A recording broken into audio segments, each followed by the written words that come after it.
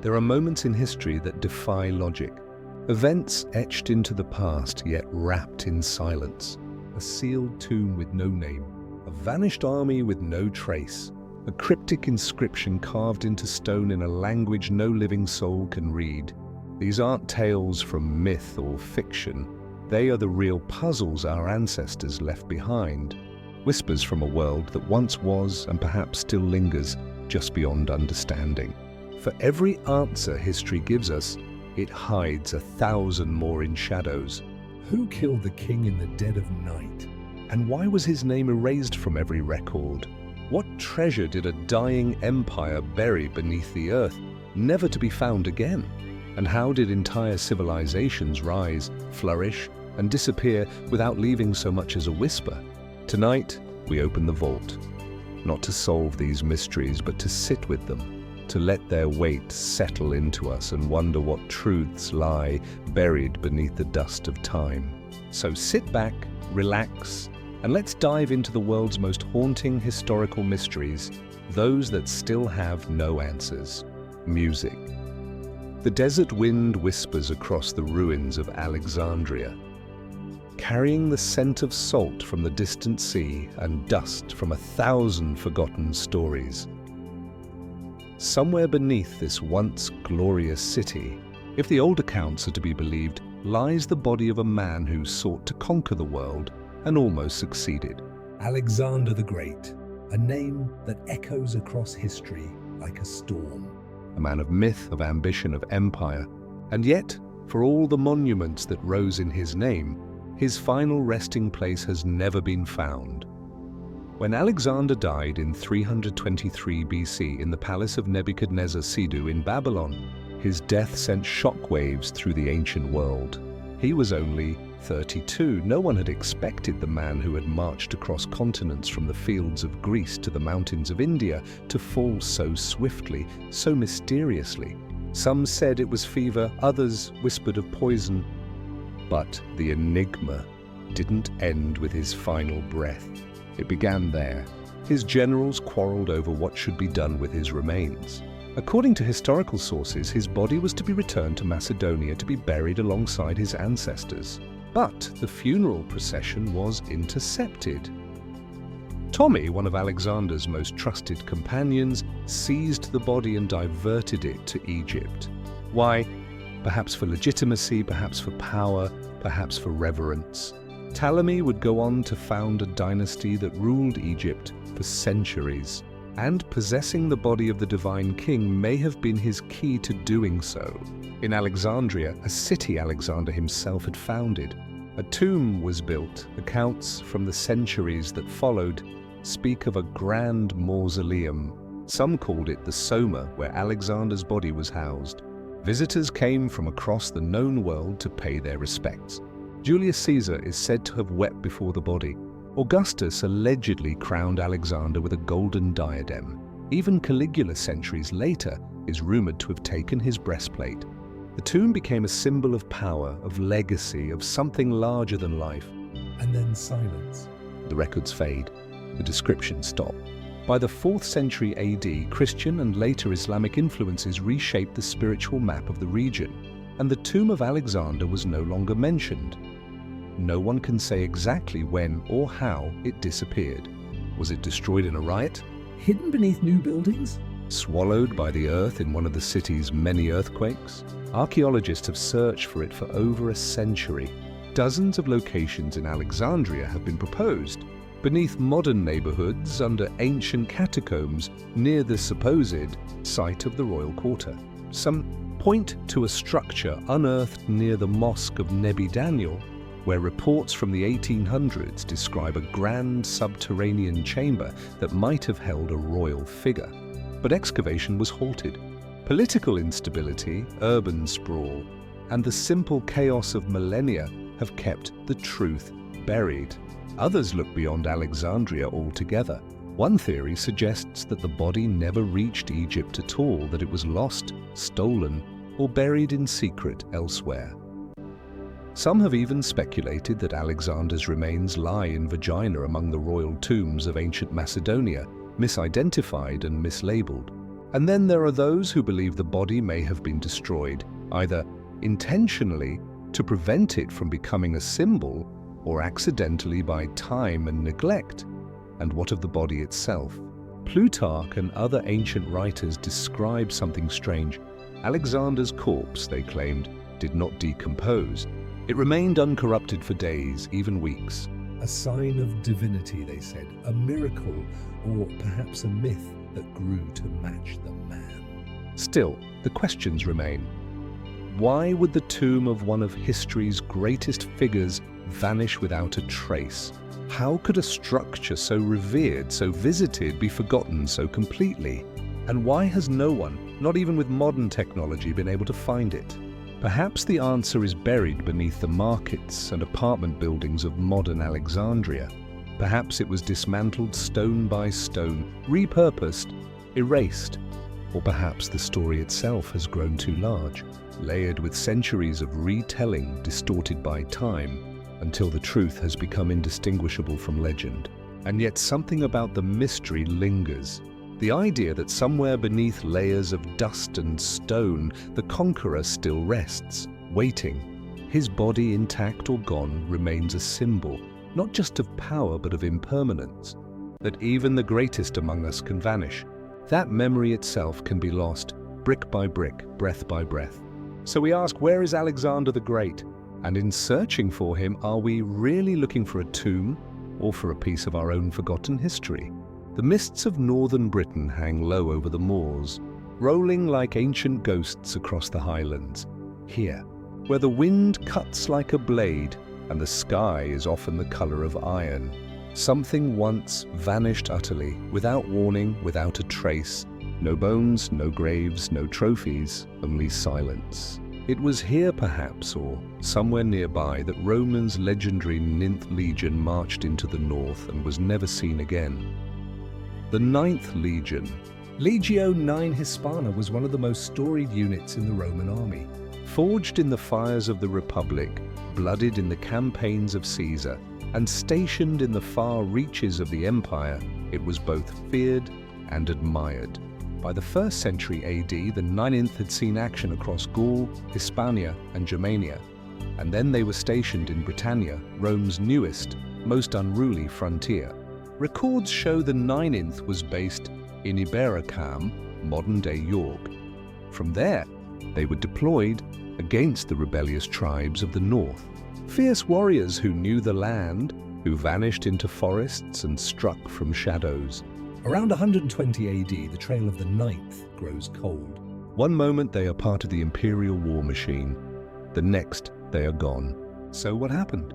The most widely accepted theory suggests the legion was wiped out in battle, ambushed by hostile tribes during a campaign into Colonia, present-day Scotland. Tacitus, though not explicit, hints at Roman struggles in the region. Later inscriptions and military records show replacements being sent to Britain, possibly to fill a gaping void. But no detailed account of such a battle exists. No Roman historian wrote of the 9th's final stand. And Rome, a civilization obsessed with order and legacy, left behind no epitaph for the lost legion.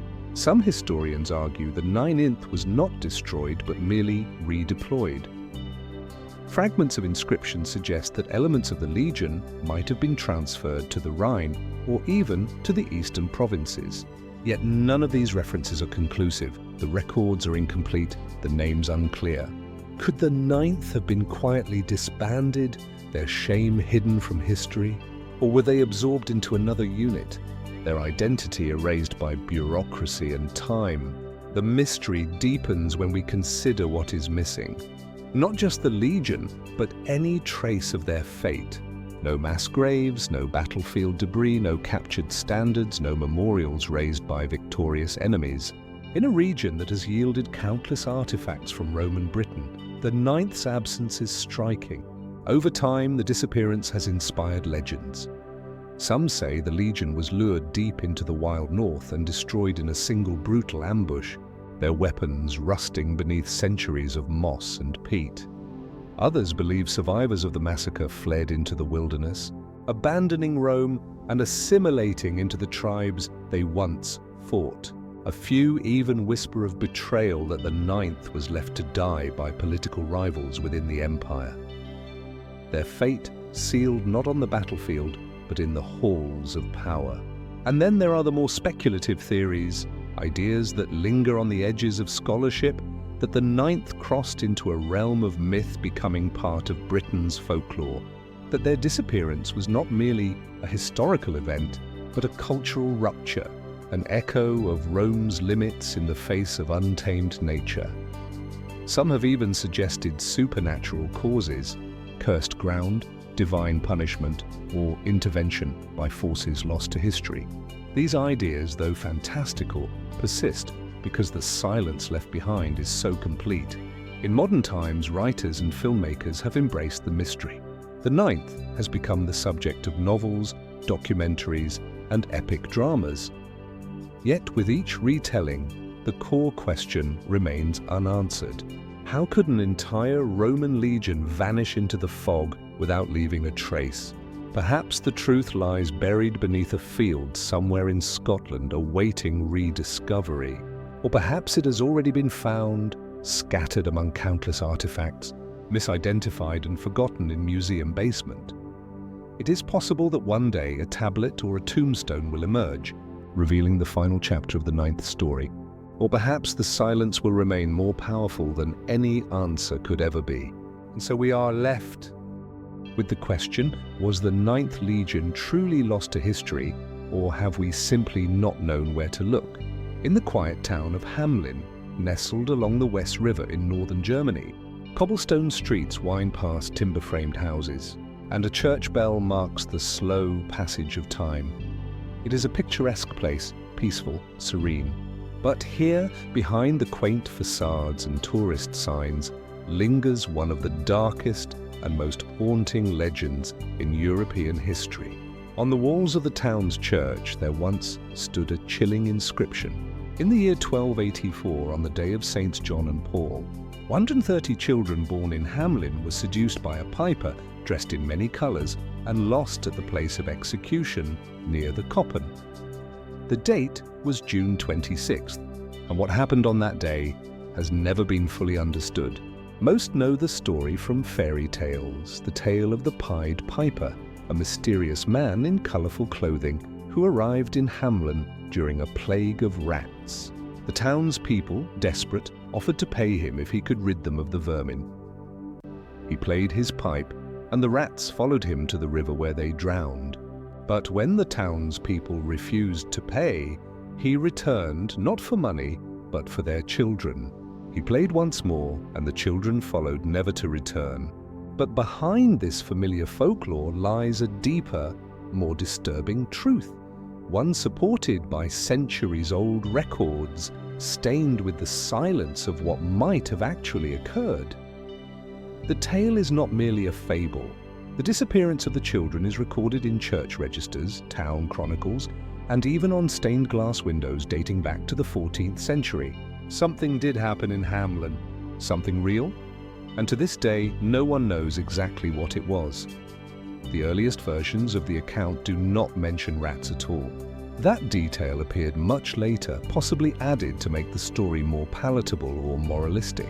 Instead, the original accounts speak plainly of a tragedy, a mass disappearance, children taken or lost, a town left in grief. A memory so painful, it was said that for generations afterward, no music was allowed on the street where the children were last seen. What could have happened? Some historians suggest a literal interpretation that the children were victims of disease or famine, and the tale of the piper was a symbolic way of processing collective trauma. Others proposed that the children were not children in the modern sense, but rather youths, young adults who may have been recruited or forced into migration during a period of colonization. Around the same time, German settlers were moving eastward into regions like Transylvania and Poland. Was the piper a real figure? A land agent, perhaps, who led the young away with promises of a better life? Another theory speaks of the Children's Crusade, a poorly documented movement around the same era in which thousands of children set out on a holy mission to the Holy Land, many of whom were never seen again. Could Hamlin's youth have joined a similar cause, only to be lost to history in lands far from home? There are also darker possibilities. Some have speculated that the children were victims of mass abduction or worse, sold into servitude. Others believe that the entire population may have succumbed to a mass psychogenic illness or religious frenzy. In medieval Europe, the line between vision and madness was often blurred. A single charismatic figure, a man with a pipe and a strange coat, might have seemed divine, even irresistible. And then there are the more folkloric suggestions that the piper was a symbol of death itself, that the children, perhaps victims of a plague, were led away from the town as part of a ritual separation, buried in a mass grave outside the town walls. In this interpretation, the piper is not a villain but a psychop, a guide to the afterlife. Some even point to geological explanations. Could a natural event, an earthquake, a landslide, have swallowed part of the population? Or might they have wandered into a cave system, never to emerge? Hamlin lies near limestone terrain riddled with underground passages. Could the story mask a tragedy lost beneath the earth? Whatever the truth, Hamlin has never forgotten. The street where the children were last seen, Bungalowstrasse, is still marked, and to this day, no music is played there. The town embraces its legend with festivals and performances, yet behind the pageantry lies something solemn, a recognition that the story is not merely entertainment, but a puzzle, one with roots in grief and loss. Why did 130 children vanish? Who or what was the piper? Was he a man, a metaphor, a myth, or all three at once? Centuries have passed, and still the echoes of those vanished footsteps ring faintly through Hamlin's narrow alleys. The records are few, the answers uncertain, but the memory endures, and in that enduring silence, the mystery deepens. What truly happened in Hamlin on that summer day in 1284? The Sahara stretches outward in all directions, an ocean of golden silence. Beneath the blistering sun and the shifting dunes, secrets lie buried. Secrets so old they predate empires so quiet they may never be found. Somewhere perhaps deep beneath this sea of sand rests the fate of an entire army. 20,000 men armed, trained, vanished. This is the story of the lost army of Cambyses II. In the 6th century BC, Cambyses II, son of Cyrus the Great and ruler of the Persian Empire, set his gaze on Egypt. After a brutal and swift campaign, he conquered the kingdom and declared himself pharaoh. But conquest for Cambs was not enough. He sought domination not just of nations, but of their sacred traditions. And in the western desert, far beyond the Nile, lay the oracle of Ammon at the oasis of Siwa, an ancient mystical center of power and prophecy. According to the Greek historian Herodotus, Cambyses sent an army of 50,000 soldiers to destroy the oracle and assert his rule over the spiritual heart of Egypt. They marched west from Thebes into the burning sands of the western desert. For 7 days they crossed arid terrain, reaching the city of Oasis, likely modern-day Kara. Then they continued on deeper into the desert, and then nothing. Not a single man returned. Not a single body was found. No weapons, no armor, no bones. Herodotus writes that after entering the desert, the army was overtaken by a massive sandstorm so powerful that it swallowed every last soldier buried alive beneath the dunes, their fate sealed by the wind. It's a compelling story, but is it true? For centuries, many dismissed it as legend, a dramatic flourish by Herodotus who often blended myth with history. After all, the idea of an entire army disappearing without a trace sounds more like a parable than a battlefield report. But modern scholars and archaeologists have begun to look more closely. Could such a storm truly have occurred? In the harsh environment of the Egyptian desert, sudden and violent sandstorms are not uncommon. Walls of dust can sweep across the landscape with terrifying speed, disorienting and overwhelming even the most experienced travelers. An army caught in such a storm, especially if low on water or poorly prepared, could indeed be buried in moments, stripped of all visibility, cut off from supplies, lost to the landscape. Yet some experts question the logistics. Why would Cambyses send so many troops into such hostile terrain with so little margin for error? And why have no remains, human or otherwise, been discovered in the intervening millennia? Several expeditions over the past century have attempted to find the truth. In the 1990s, twin brothers Angelo and Alfredo Castiglione, Italian archaeologists, claimed to have found bronze weapons, arrowheads, and even a human rib near an ancient caravan route between Dakhla and Siwa. Their findings sparked excitement and controversy. Critics argued the artifacts could have belonged to a different period or been left by other travelers. The desert does not give up its secrets easily. Other theories have emerged. Some suggest the army may never have reached the desert at all. That internal dissent, mutiny, or a catastrophic failure in command led to the men being massacred closer to their point of origin. Others speculate they were ambushed by native tribes or fell into hidden ravines and salt marshes that dot the desert's edge. And then there are the more esoteric ideas. Some suggest that the army's disappearance was not merely a military failure, but a spiritual one. That the Oracle of Amun, a place said to possess divine knowledge, somehow cursed the soldiers who sought to destroy it.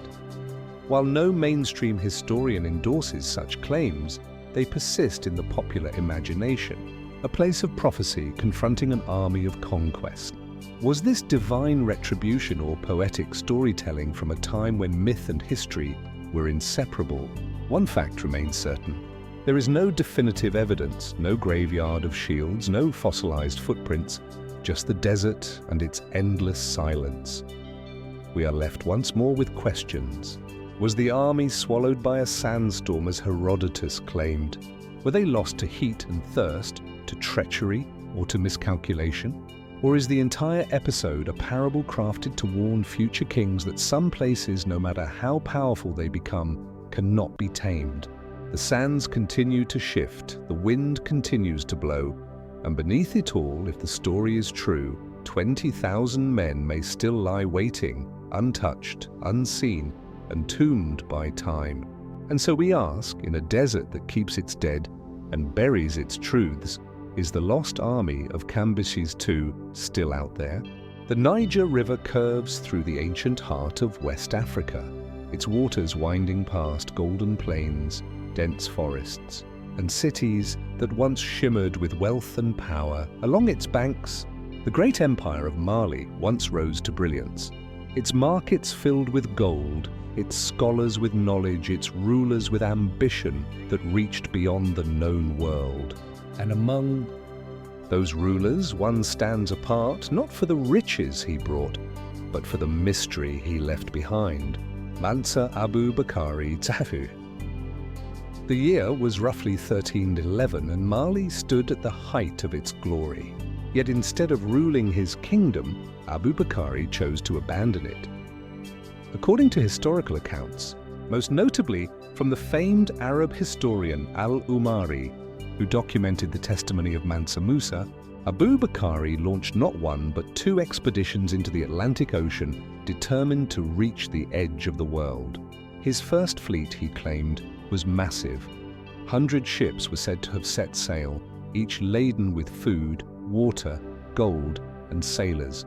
Only one returned.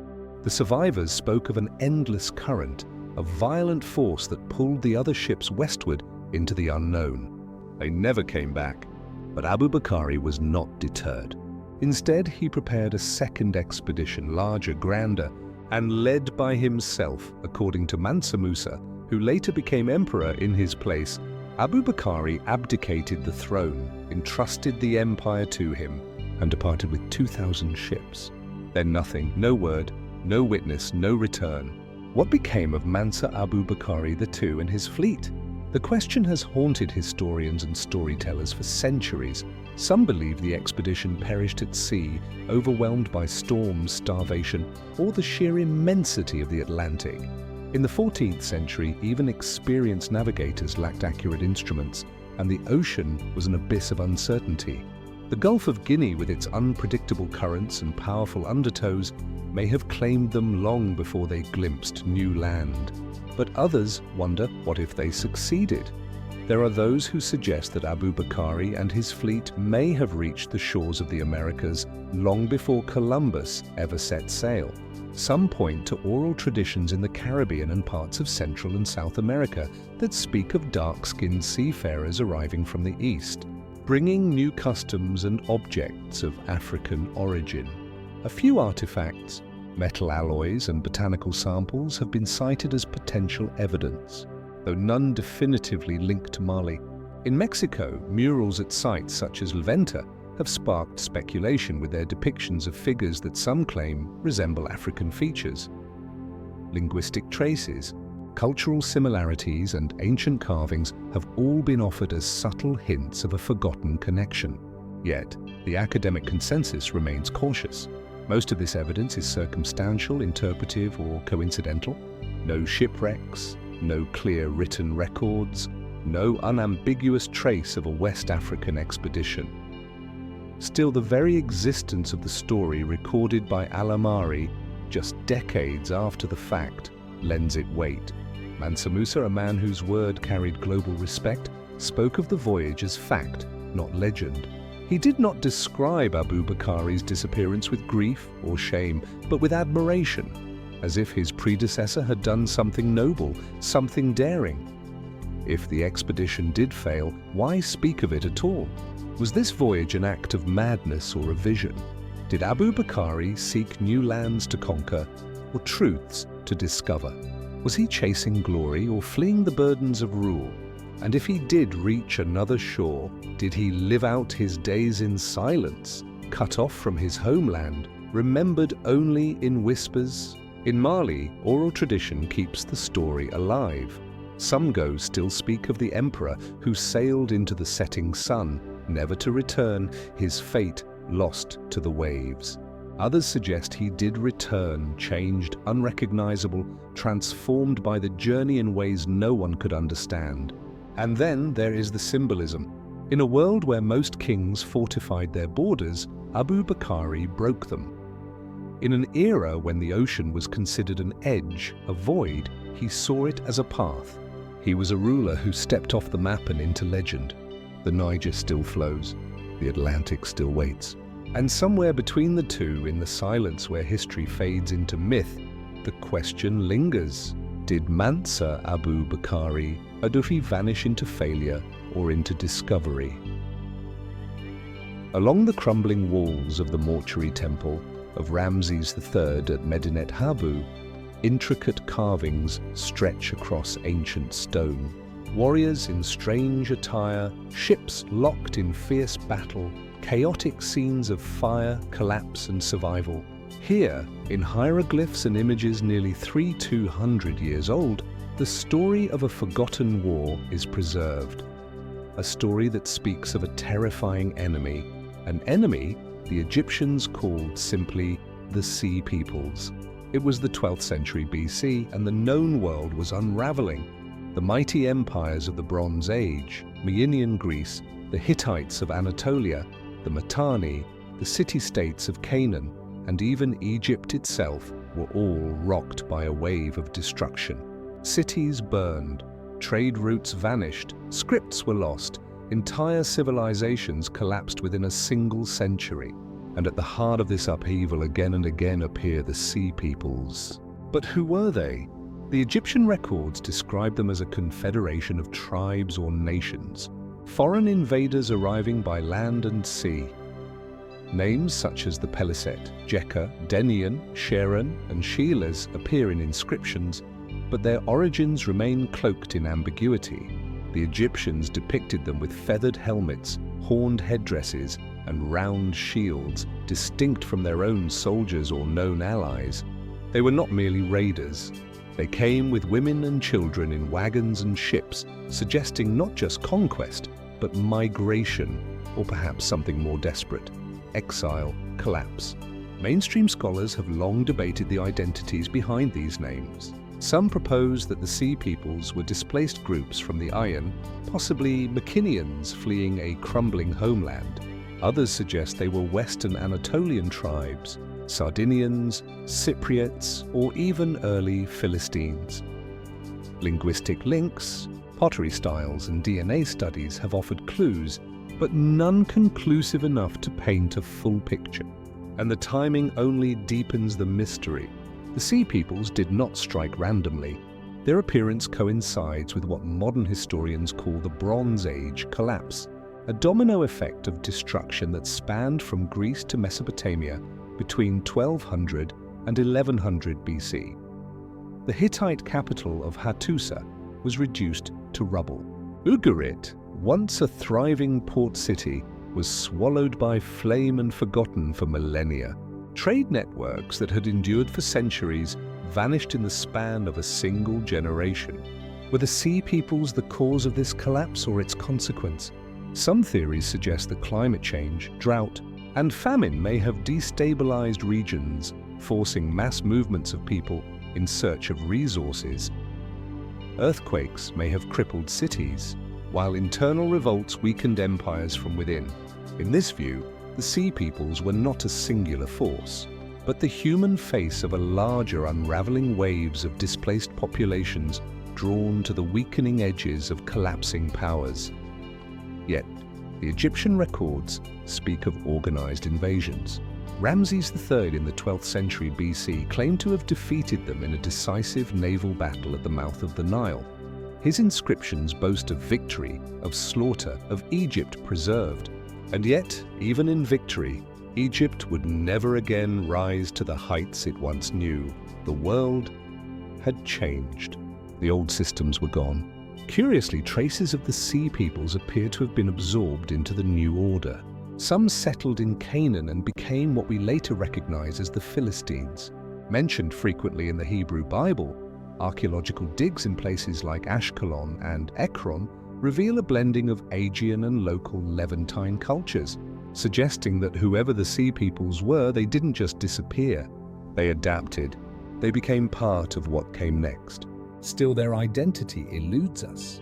Were they refugees from a natural catastrophe? Raiders taking advantage of a world in chaos? Mercenaries turned conquerors? A vast confederation of displaced peoples driven by hunger, war, or hope? And why does so little survive from their own perspective? No records in their own language, no royal inscriptions, no manifestos of conquest. Everything we know comes from those who fought them and feared them. Perhaps that's what makes them so haunting. The Sea Peoples are a ghost army in history, shadows flickering at the edge of collapse. They came from the sea, brought fire to empires, and then were gone. Their legacy is not built in monuments, but in the silence that followed. The centuries of darkness where writing ceased, trade halted, and the memory of what came before nearly vanished. So we wonder, who were they truly?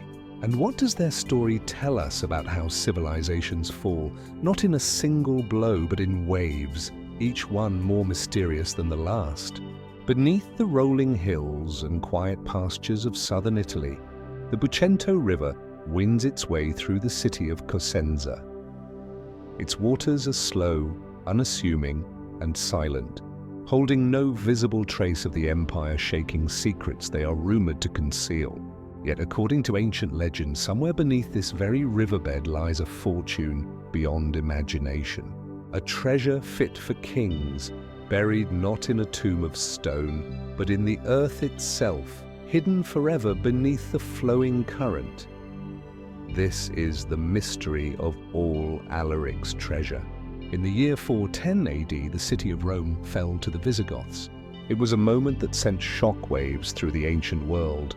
Rome, the eternal city, had stood for centuries as the heart of the Western world, its walls considered impenetrable. But Alaric, the warrior king of the Visigoths, shattered that illusion. He entered the city with his army, and for 3 days Rome was plundered, its wealth stripped, its dignity broken.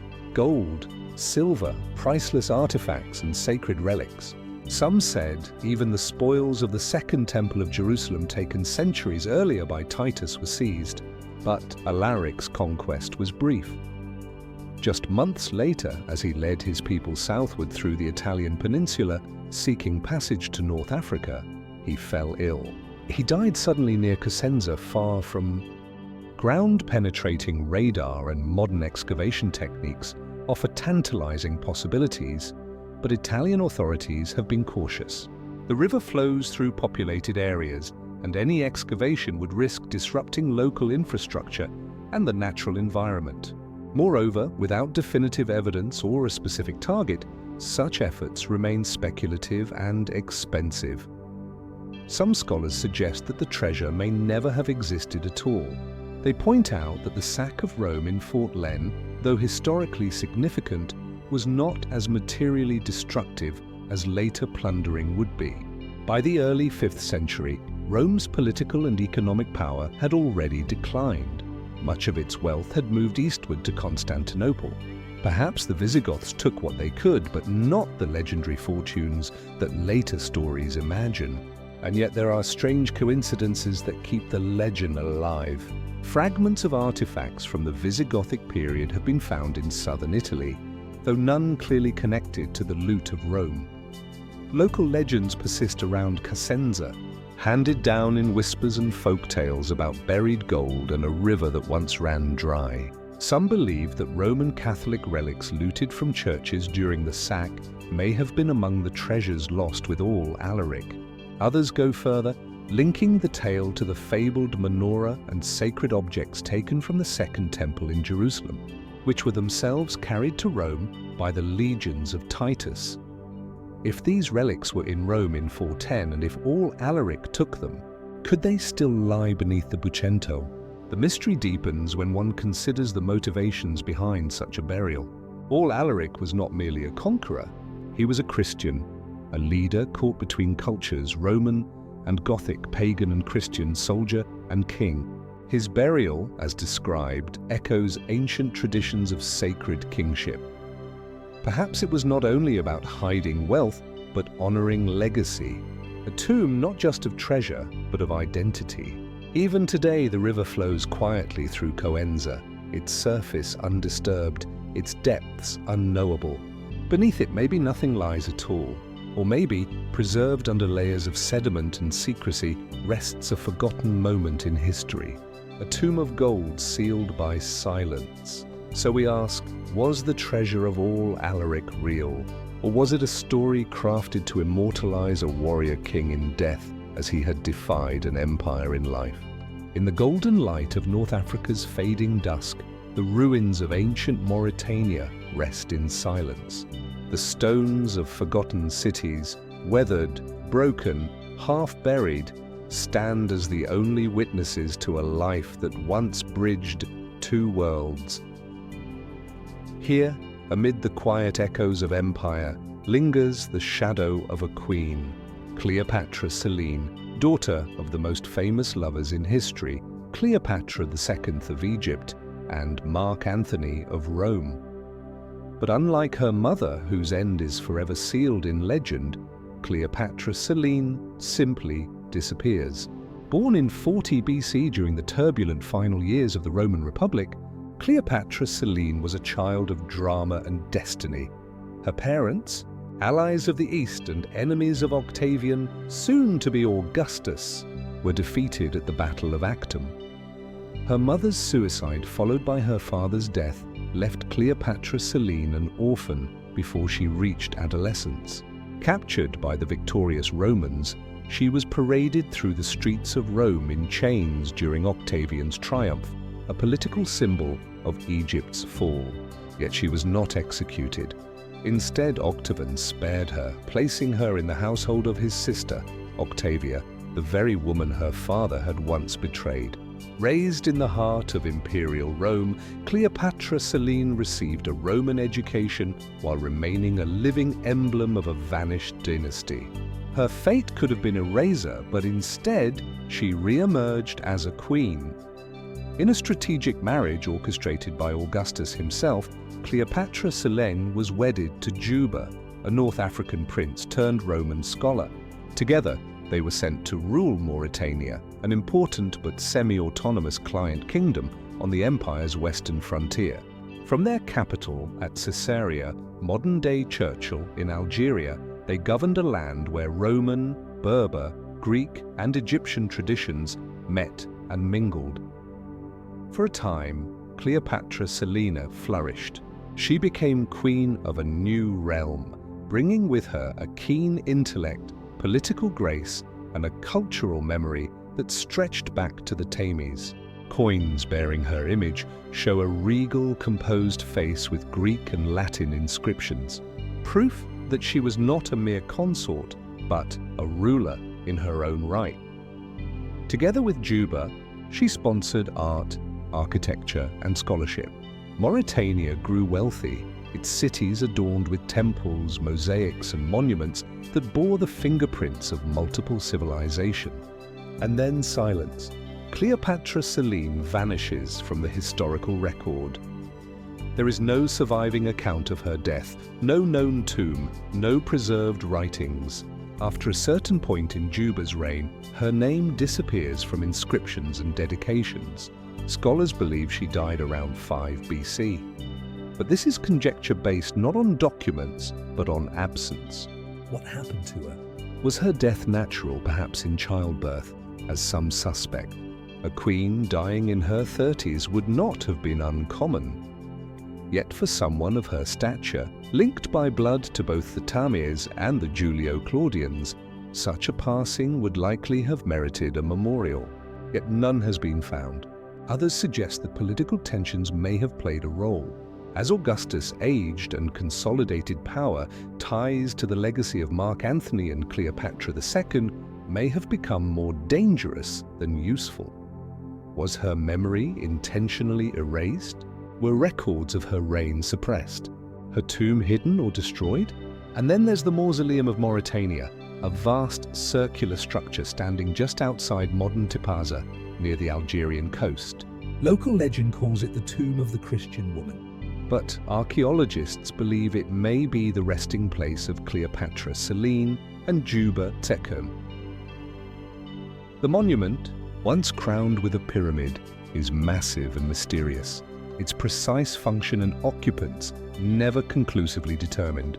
Looted in antiquity, its chambers are now empty. No inscriptions survive to confirm the identities of those buried there. Could this be her tomb? If so, why is her name absent? Some point to symbolic reasons. Cleopatra Selene straddling Roman, Greek, Egyptian, and Berber identities may have been buried under deliberately neutral terms, reflecting a life lived at the crossroads of worlds. Others speculate that the structure may not be her tomb at all, that her final resting place remains undiscovered, somewhere beneath the soil of Mauritania or the sands of Egypt. There are even more speculative ideas that she returned in secret to Alexandria, that her death was staged, that her lineage continued in obscurity, shaping the region long after history ceased to take notice. What remains clear is this: Cleopatra Selene was more than a footnote to her parents' downfall. She was a sovereign, a survivor, and a symbol, a child of two great civilizations entrusted with the task of forging something new from the ruins of empire. And yet in the end she disappeared, leaving behind coins, architecture, and silence. How does a queen vanish? Was her memory erased intentionally? Was her legacy lost in the shuffle of shifting politics? Or is her story still hidden in ruins we've yet to fully excavate, in scrolls not yet uncovered, in tombs not yet opened? The ancient stones of Mauritania have not yet spoken, and until they do, Cleopatra Selene remains a mystery, a queen without a grave, a story without an ending. The Tower of London rises with quiet defiance on the north bank of the Thames. Its white stone walls weathered by time, its turrets casting long shadows across centuries of blood and intrigue. Within these walls, royalty lived and ruled, but also vanished. Among its many stories, one lingers more than most, a tale of innocence, ambition, betrayal, and silence. The mysterious death of King Edward V. The year was 1483. England was weary. Its crown passed too often through violence and war. The boy king, Edward V, only 12 years old, had just inherited the throne after the sudden death of his father, Edward IV. He was young but not unprepared. Raised in courtly tradition, schooled in diplomacy, and supported by his mother's powerful family, Edward was meant to be a symbol of peace in a fractured realm. But fate and power had other plans. As Edward made his way to London for his coronation, his uncle Richard, Duke of Gloucester, intercepted him. Citing concerns about the influence of the Queen's relatives, Richard took the boy into his custody. Initially lodged in the Bishop's Palace, Edward was soon transferred to the Tower of London, a customary residence for monarchs awaiting coronation. His younger brother, Richard, Duke of York, joined him shortly thereafter, and then they were never seen in public again. At first, their presence was noted. Servants reported seeing them playing in the gardens, laughing, speaking softly through the windows. But then the sightings stopped. The public waited for word. It never came. Within weeks, Richard, Duke of Gloucester, was crowned King Richard III. The official story was vague. The princes had been declared illegitimate. Born of a marriage claimed to be invalid, Parliament passed the titulus regius, placing Richard on the throne. But what became of the two young boys? No announcement was made. No funeral was held. No bodies were recovered. Rumors spread quickly. Whispers of murder, of suffocation in the night, of men creeping into the tower under cover of darkness. The names of suspects floated through court circles. Sir James Terrell, a loyal retainer to Richard III, is often cited.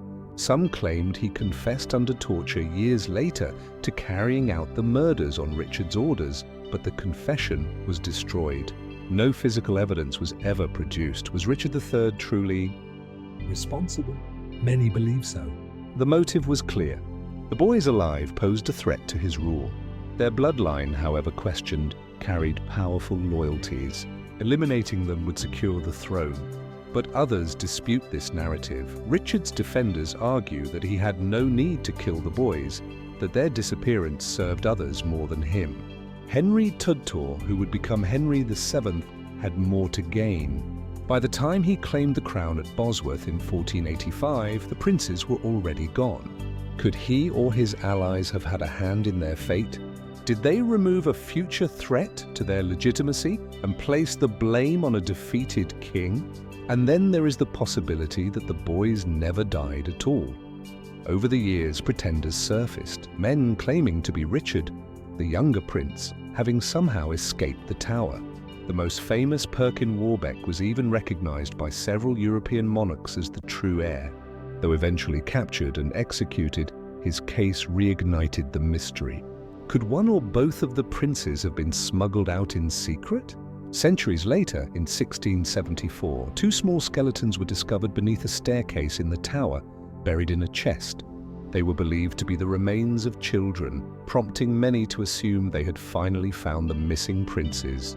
The bones were later interred in Westminster Abbey under the order of King Charles II, but no autopsy or modern analysis was conducted at the time. In the 20th century, a limited examination was performed. The results were inconclusive. The skeletons were incomplete. The ages and sexes of the children could not be definitively confirmed. Requests to subject the remains to DNA testing have been denied by the Church of England. The tomb remains closed. So what became of Edward V? Was he murdered by his uncle, as most Tudor historians claim? Or did he die at the hands of those who came after? Was he hidden away in exile, his identity lost to time? Or did he perish quietly within the tower, his fate known only to a few, his voice silenced by the political machine that had once crowned him? The Tower of London remains a fortress of secrets. Tourists walk its halls today, peering into the rooms where kings once lived and died. But no one knows for certain what happened to the two princes. Their portraits hang in galleries, their names etched in history, but their story ends in shadows. A boy king barely crowned, a brother even younger, a throne stolen or saved. a silence that has lasted more than 500 years. And so we ask, what truly happened behind those cold stone walls? The great city of Nineveh once stood as the beating heart of the Assyrian Empire, its towering walls and sprawling palaces symbols of unmatched power and ruthless ambition. Along the banks of the Tigris River, beneath the rising heat of the Mesopotamian sun, stone lions guarded temple gates, and inscriptions carved into alabaster whispered tales of conquest, fear, and divine favor. And at the center of it all stood Sarib, King of Kings, builder of empires, and a man whose end would remain cloaked in silence and suspicion. Sennacherib reigned from 705 to 681 BC during one of the most powerful periods of the Assyrian Empire. His name alone evoked dread across the ancient Near East. He waged brutal campaigns in Babylonia, Syria, and Judah, leaving behind not only a trail of destruction, but also an architectural legacy of astonishing scale. He transformed Nineveh into a wonder of the ancient world, its walls stretching for miles, its gardens said by some to rival even those of Babylon. But despite his accomplishments, Sennacherib's death is one of the most enigmatic in the history of ancient Mesopotamia. The biblical account written in the book of 2 Kings states that after his failed siege of Jerusalem, Sennacherib returned to Nineveh, where he was later assassinated by his own sons while worshipping in the temple of his god. It is a striking claim charged with theological meaning, but frustratingly sparse in detail. Why would the most powerful man in the Near East be murdered by his own blood? And what led to such a dramatic end?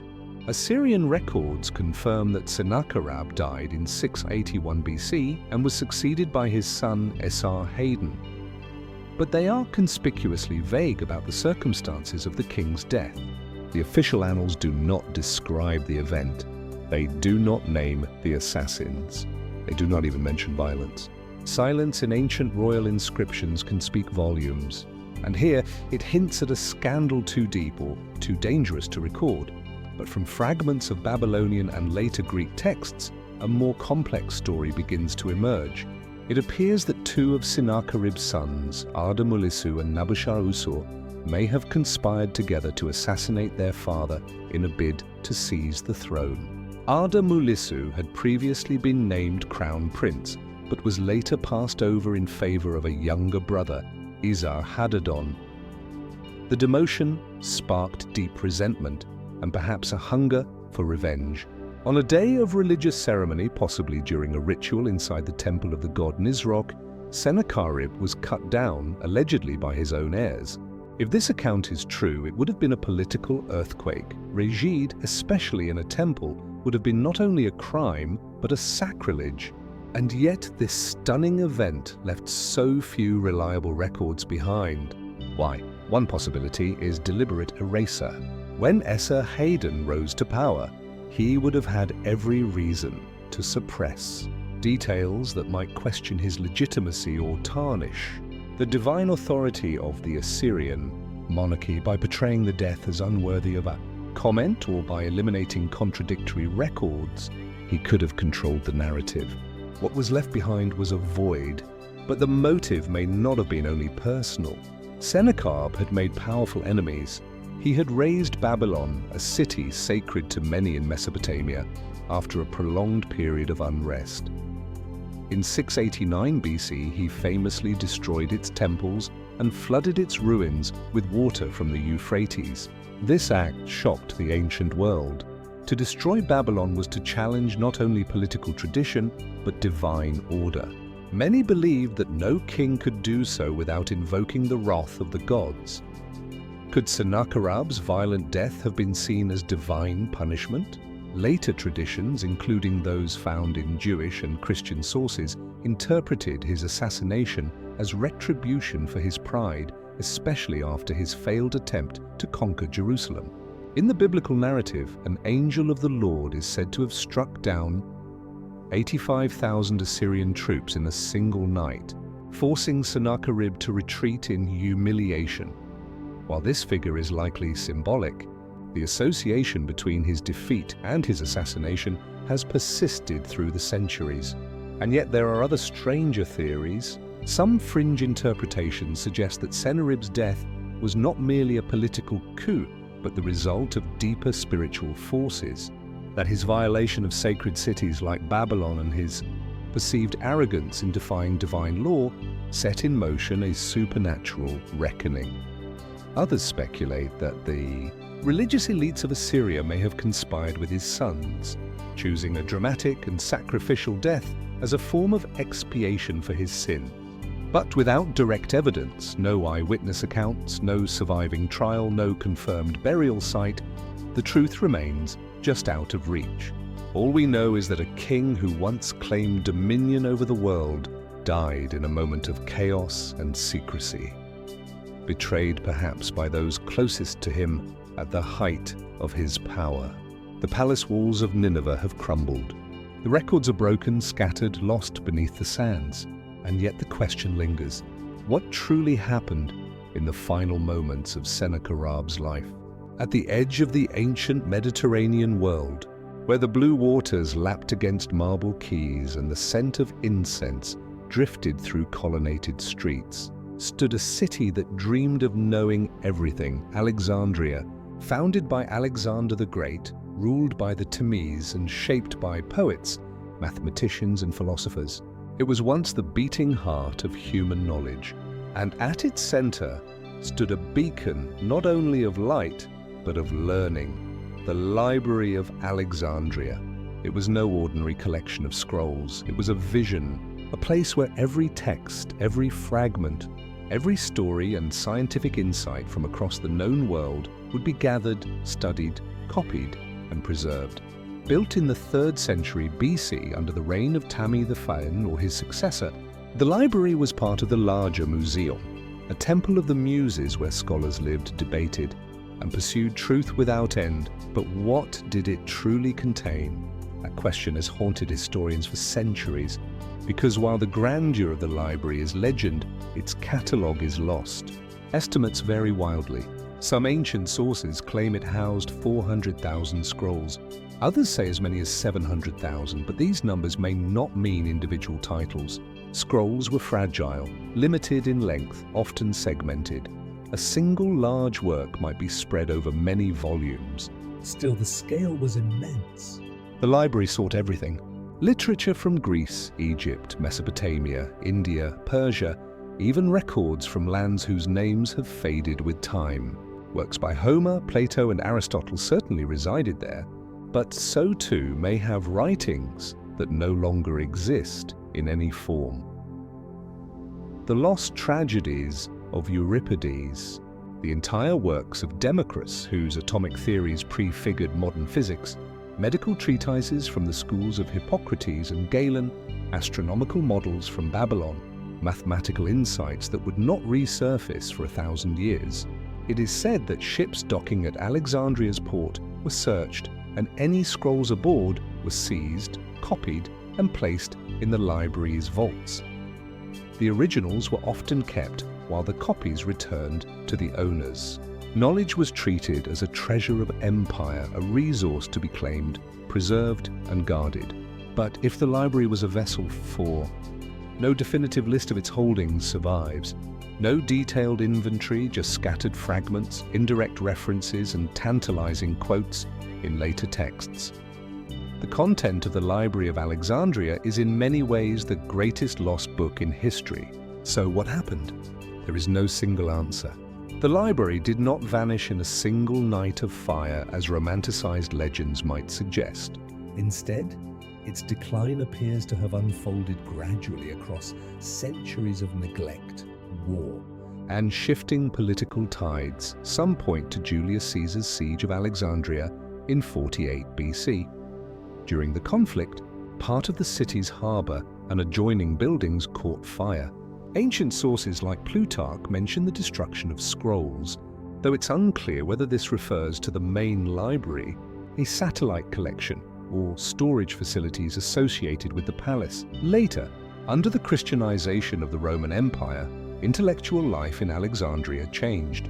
Pagan institutions were closed, and the famous Sarapam, once home to part of the library's holdings, was destroyed by religious zealots in 391 AD. Some believe this marked the final blow. Others argue that by then the core of the library had already been lost.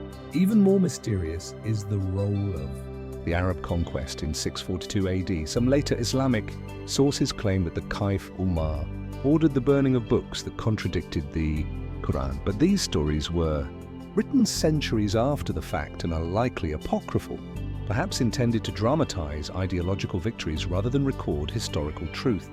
Still, the mystery remains. Not just how the library was lost, but what exactly was lost with it. Did the scrolls include maps of the known and unknown world? Did they preserve forgotten languages and cosmologies? Were there accounts of civilizations now erased from the archaeological record? Did they house technological knowledge, hydraulic engineering, medical procedures, astronomical theories that could have accelerated human understanding by centuries? And perhaps most tantalizing of all, could fragments of this collection still exist? Some believe that a few works once housed in Alexandria survive, copied by travelers, preserved by scribes, scattered in monasteries, or absorbed into later Arabic translations. The House of Wisdom in Baghdad, centuries later, echoed Alexandria's ambitions. Could it have inherited more than just its spirit? Others believe that somewhere beneath the sands of modern Alexandria, sealed chambers or buried caches may still sleep in silence. Waiting to be found, the city has yielded ancient streets, mosaics, even submerged structures along its coastline, but no definitive trace of the library's shelves, scrolls, or reading halls has emerged. What then did the Library of Alexandria truly contain? Was it a lost encyclopedia of ancient science, a treasury of world literature, a sanctuary for human memory, erased not by flame alone, but by time, empire, and indifference?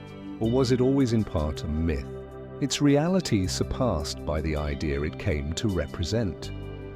The truth perhaps lies in the gap between memory and myth, between stone and silence, a treasure not of gold but of ideas, lost not in one cataclysm but in the slow forgetting of civilizations. And so we wonder, if the Library of Alexandria were to speak again, what would it tell us? Somewhere along the craggy coastlines of ancient Ionia, where the Iron Sea crashes against weathered stone and olive trees sway in the wind, words were spoken that would outlive empires. Verses carried not by paper or ink, but by human voice. Stories of war, wrath, fate, and the will of the gods. The Iliad, a cornerstone of Western literature, a poem that shaped nations, inspired philosophers, and defined an age. But who wrote it? For over 2,000 years, the name Homer has echoed through time as the answer. A blind poet wandering from town to town, singing of heroes and gods to the music of a lyre. Yet when we search the past for this man, this figure so central to the foundation of literature, we find not clarity, but shadows. There is no contemporary record of Homer's life, no definitive birthplace, no tomb, no confirmed mention of him in surviving documents from the centuries in which he supposedly lived. The earliest biographical details come from much later sources filled with contradiction and myth. Some said he was from Smyrna, others from Chios. A few even claimed he never existed at all. The Iliad itself offers no clues. It is not signed. It bears no introduction or epilogue. It does not refer to its author, only to the events it describes, a sprawling tale of rage and tragedy at the walls of Troy, where men fought, died, and were remembered in song. So who or what was Homer? Some scholars believe that the Iliad and its companion epic, the Odyssey, were not composed by a single author at all. Instead, they suggest that these poems emerged from a long oral tradition evolving over centuries, passed from bard to bard before being written down.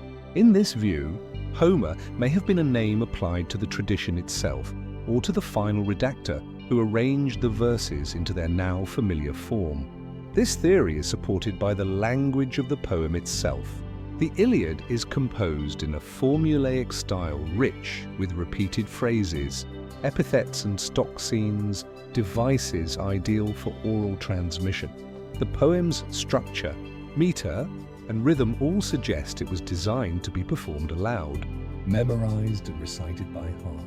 Could it have been the product not of one mind but of many, refined and reworked over generations? And if so, when did it first take shape? Some place its origins around the 8th century BC during the early Greek Archaic period. Others believe the roots go deeper to the Mycenaean world of the 12th century BC, from which its characters and setting seem to draw. Was the Iliad a memory of a real war filtered through centuries of song? Or was it pure invention, epic myth given form by artists whose names have long since been lost? There are also more controversial theories. Some have proposed that the Iliad was composed by a woman, a priestess perhaps, from one of the ancient sanctuaries of Anatolia. Others argue that it was the work of an elite scribe at a royal court, drawing on diverse regional traditions to craft a unified narrative. A few go even further, suggesting that Homer was not a person, but a title bestowed upon any master poet who composed in the epic style. And then there are the fragments, the hints and clues scattered through other ancient texts. Herodotus' writing in the 5th century BC refers to Homer, but offers no concrete details about his life. Later authors like Pausanias and Plutarch include stories that seem more hagiographic than historical. A blind man in rags, a wandering bard rejected by kings, a humble soul given divine inspiration. Are these echoes of a real life or the invention of later generations trying to give flesh to a ghost? Some modern researchers have turned to styometric analysis using computers to measure patterns in word choice and structure. Their findings are suggestive. The Iliad and the Odyssey, while similar, may have been written by different hands. Could one have been the product of Homer and the other an imitator? Or does this further support the theory of multiple authors working within a shared tradition?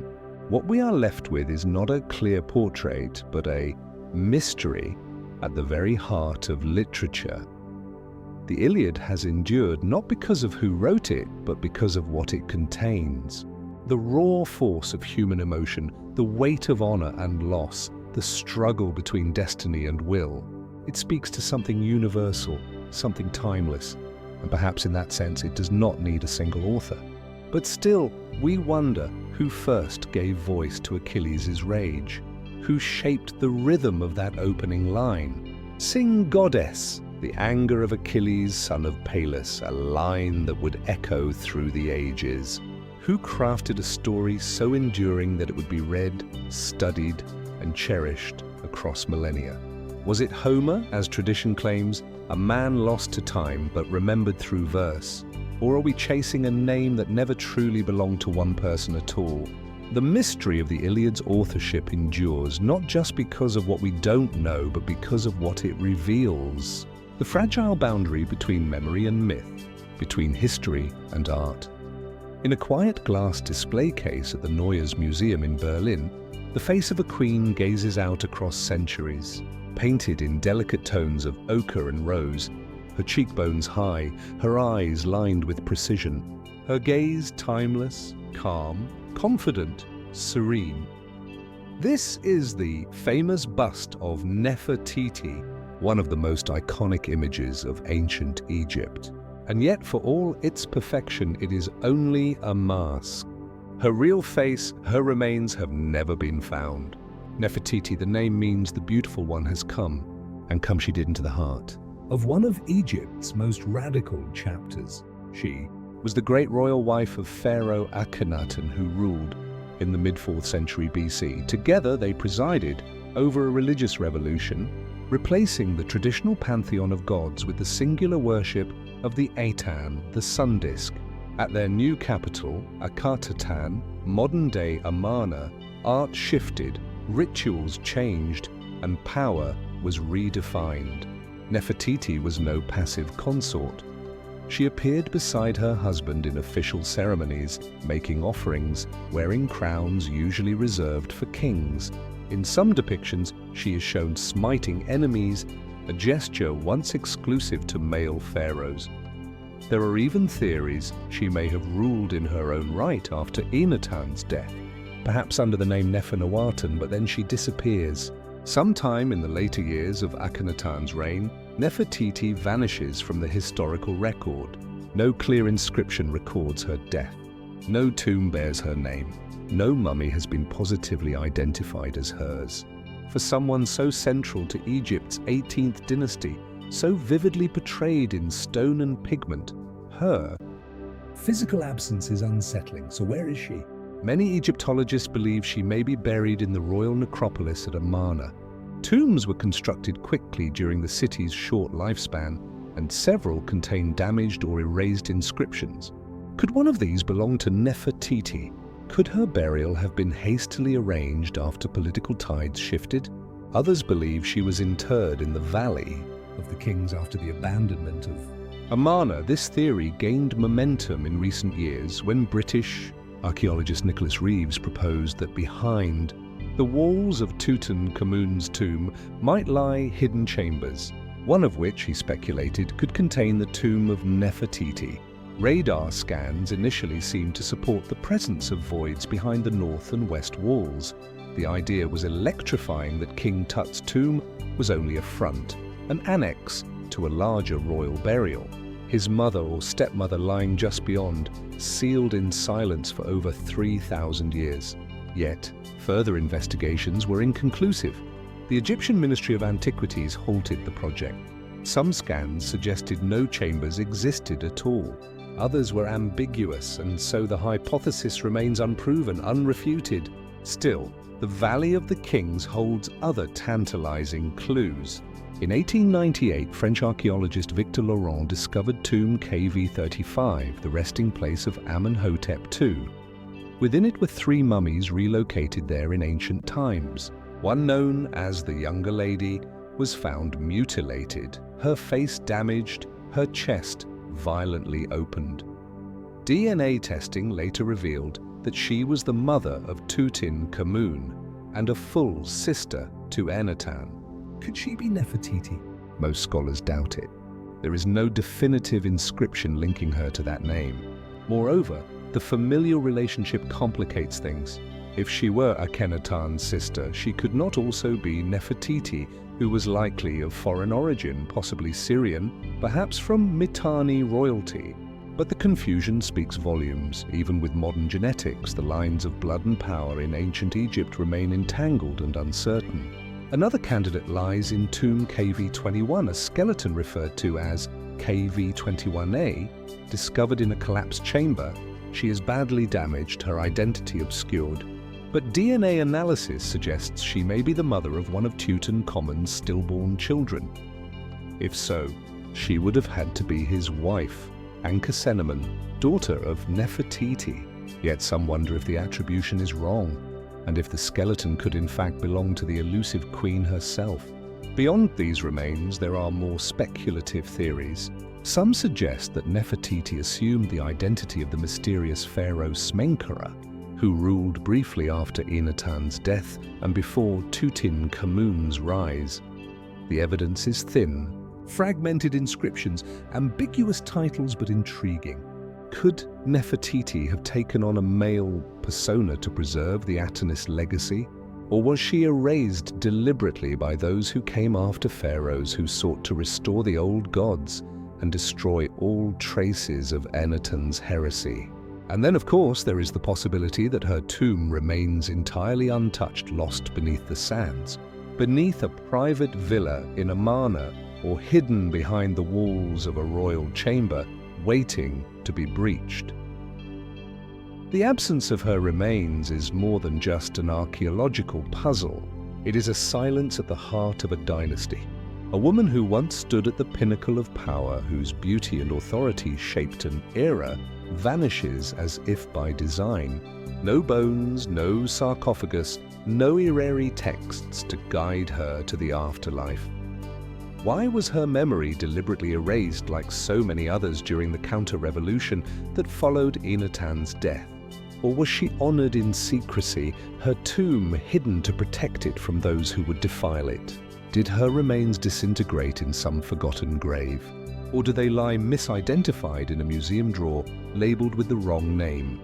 Even today, her bust gazes out across the museum floor, not as a relic, but as a question, a queen without a grave, a life preserved in image, not in body.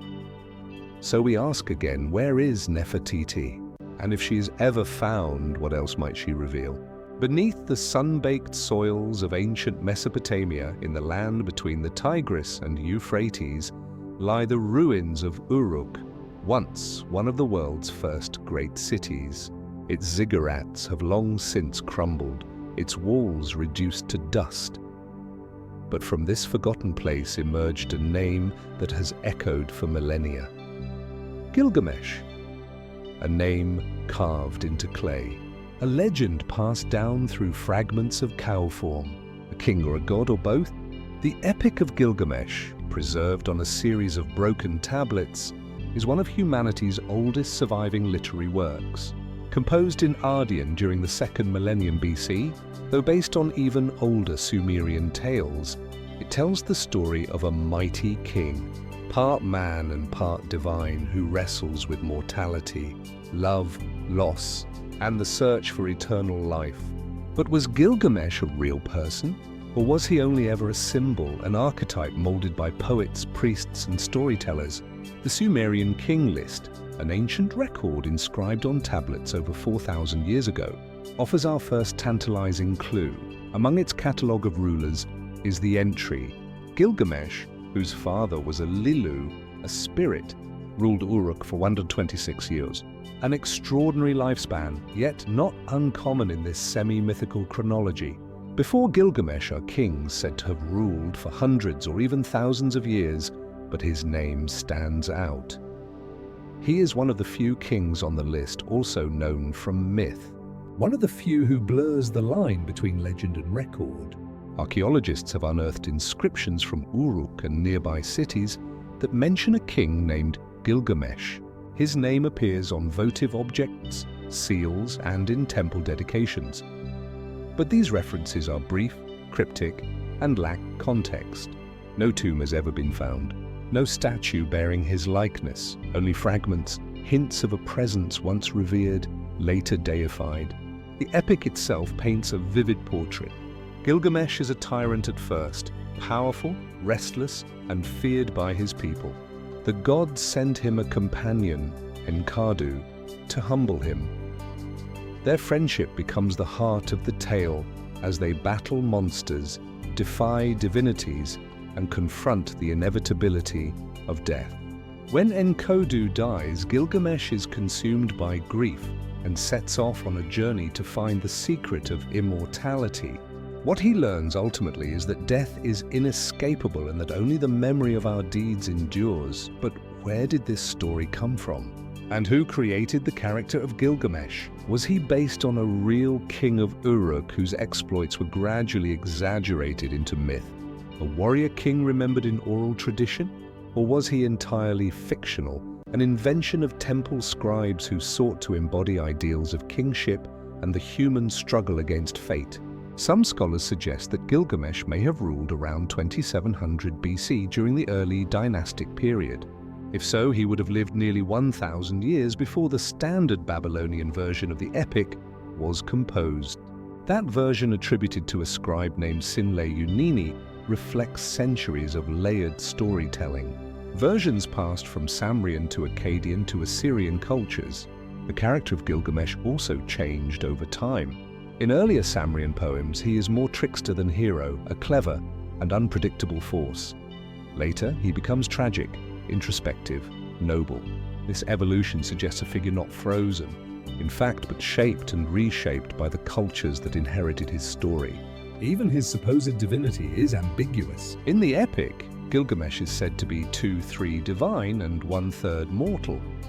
But what does that mean in the context of ancient belief? Was it a metaphor for his greatness, a way of signaling divine favor? Or did his people literally believe he was born of gods? Modern excavations at Uruk have uncovered vast temple complexes, intricate irrigation systems, and signs of a highly organized society. It is entirely plausible that such a city had rulers powerful enough to inspire legends, but the archaeological record offers no direct evidence of Gilgamesh's rule. No clear tomb, no inscriptions with detailed exploits, no artifacts that bear his name alongside titles and dates. Some have speculated that his tomb may still lie hidden beneath the Euphrates River, which has shifted course over the millennia. Satellite imagery and ground-penetrating radar have revealed promising sites near ancient Uruk, including what may be the outlines of an enormous burial structure. But excavations have been limited and no definitive discovery has been made. And then there is the influence of Gilgamesh beyond Mesopotamia. Parallels have been drawn between the epic and later texts, including the Hebrew Bible or the flood story. In the epic, in which Utnapishtim survives a great deluge by building a boat, closely resembles the story of Noah. Themes of divine wrath, mortal pride, and the search for meaning recur across cultures. Could Gilgamesh have been a shared ancestor of myths that spread far and wide? Or was he, as some have proposed, a composite, an amalgamation of several kings, heroes, and archetypes, a creation of literature, not history?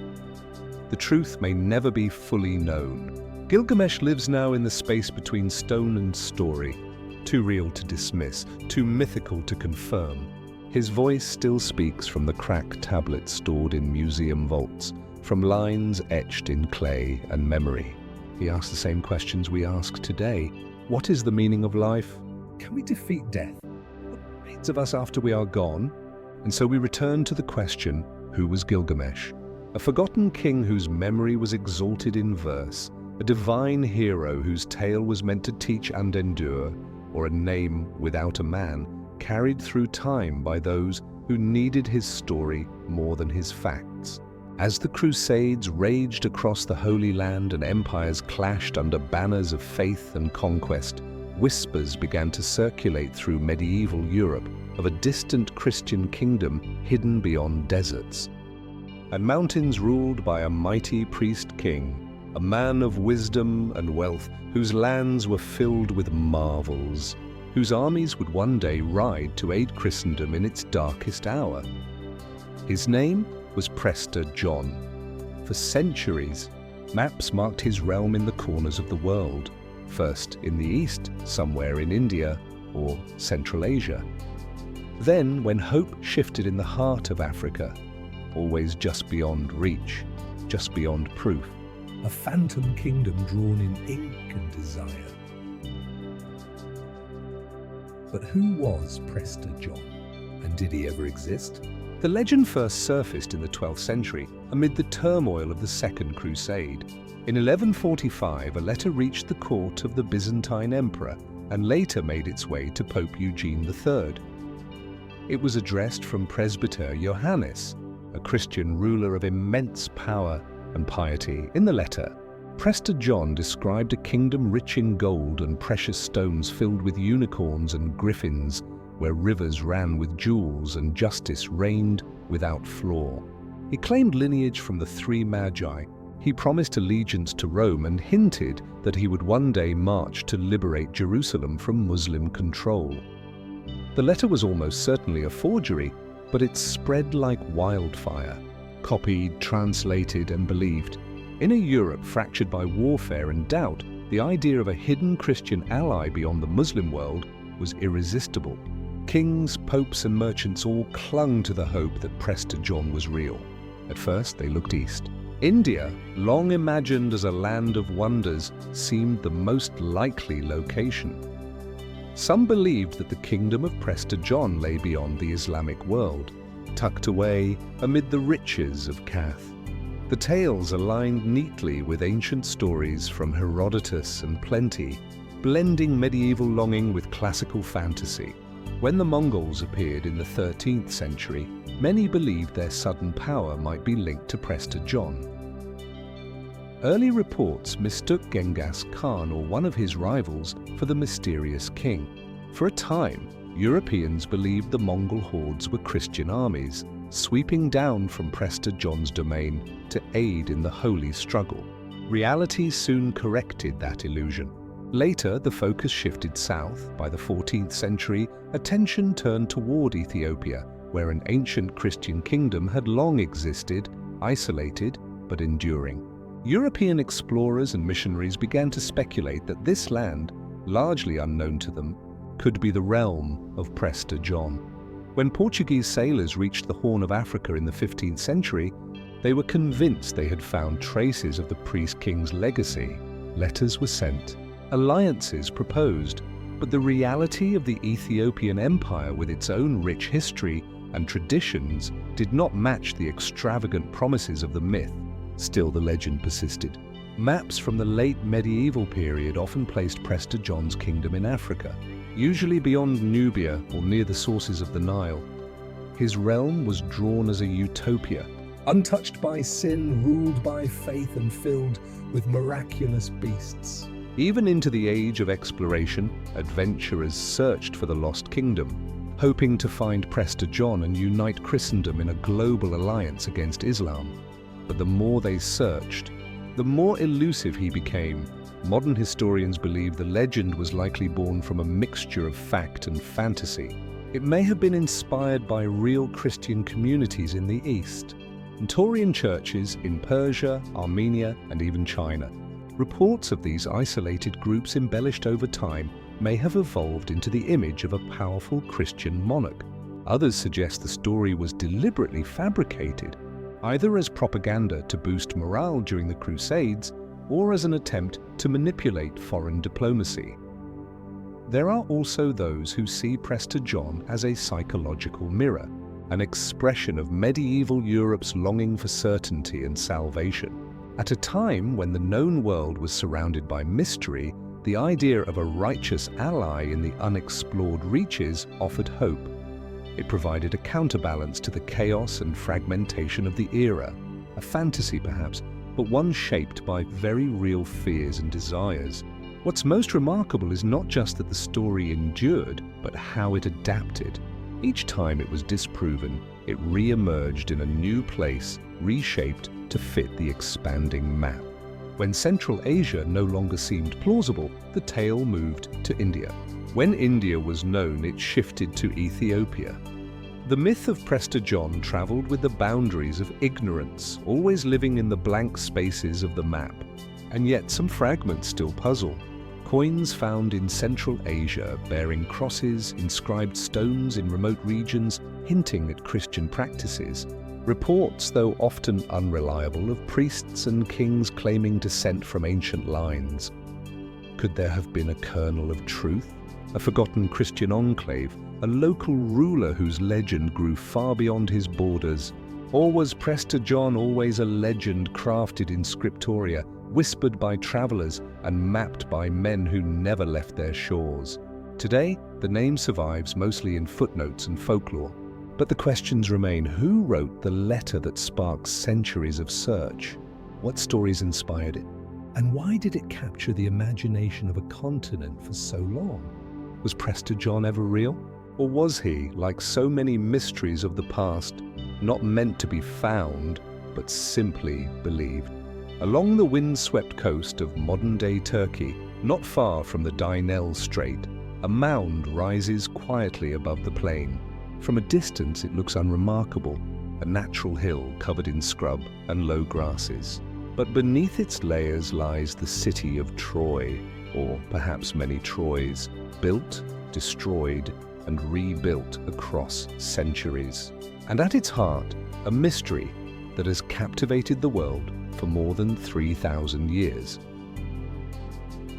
Did the Trojan War really happen? We know the story. A Greek fleet crosses the sea to lay siege to the mighty city of Troy.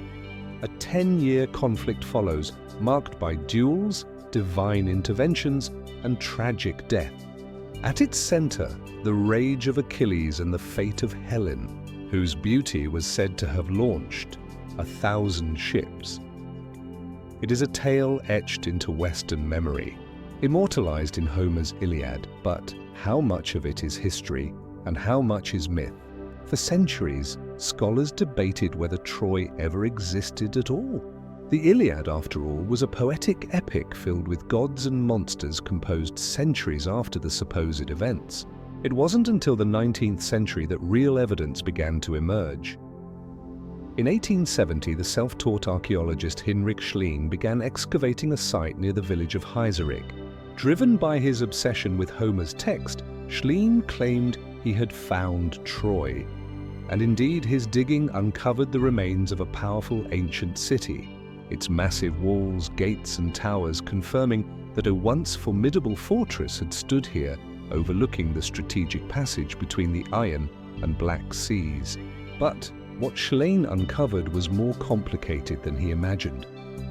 Beneath the surface were not the remains of a single city, but many, at least 9 distinct layers of habitation spanning from the early Bronze Age to the Roman period.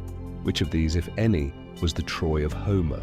Troy 6 and Troy 7 are dating from around 1700 to 200 BC are the strongest candidates.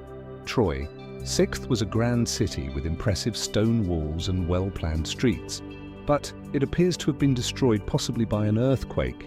Troy, the 7a, which followed shortly after, shows signs of fire, sudden destruction, and hastily buried bodies. Could this be evidence of a violent siege? Possibly, but there is no definitive link to Greeks or to a 10-year war or to the cast of characters that populate the Iliad. No inscriptions named Priam or Hector. No spear engraved with Achilles' name. The archaeology speaks softly, offering fragments rather than answers. Some historians believe the Iliad preserves a distant memory of a real conflict, one that may have occurred around 1250 BC during a period of widespread upheaval in the Eastern Mediterranean. This era saw the collapse of several major powers, the Hittites, the Macedonians and others. Trade networks disintegrated, cities burned. Was Troy part of that larger wave of destruction? Perhaps the Greeks, known then as Achans, did indeed launch a war against a rival power in Anatolia. But if so, it was likely over trade routes or political rivalry, not a stolen queen. The Helen of Homer may be pure invention, a poetic device to explain deeper, more mundane causes of war. And then there's the question of Homer himself. The Iliad was composed around the 8th century BC, some 400 to 500 years after the supposed Trojan War. Was Homer drawing on ancient oral traditions, or was he creating something entirely new, blending fragments of memory with imaginative invention? We have no earlier written versions of the story. The earliest surviving texts of the Iliad date from much later, copied and recopied over centuries. Even within the poem, time bends. Bronze Age warriors are described using iron weapons. Chariots are used in ways inconsistent with their historical deployment.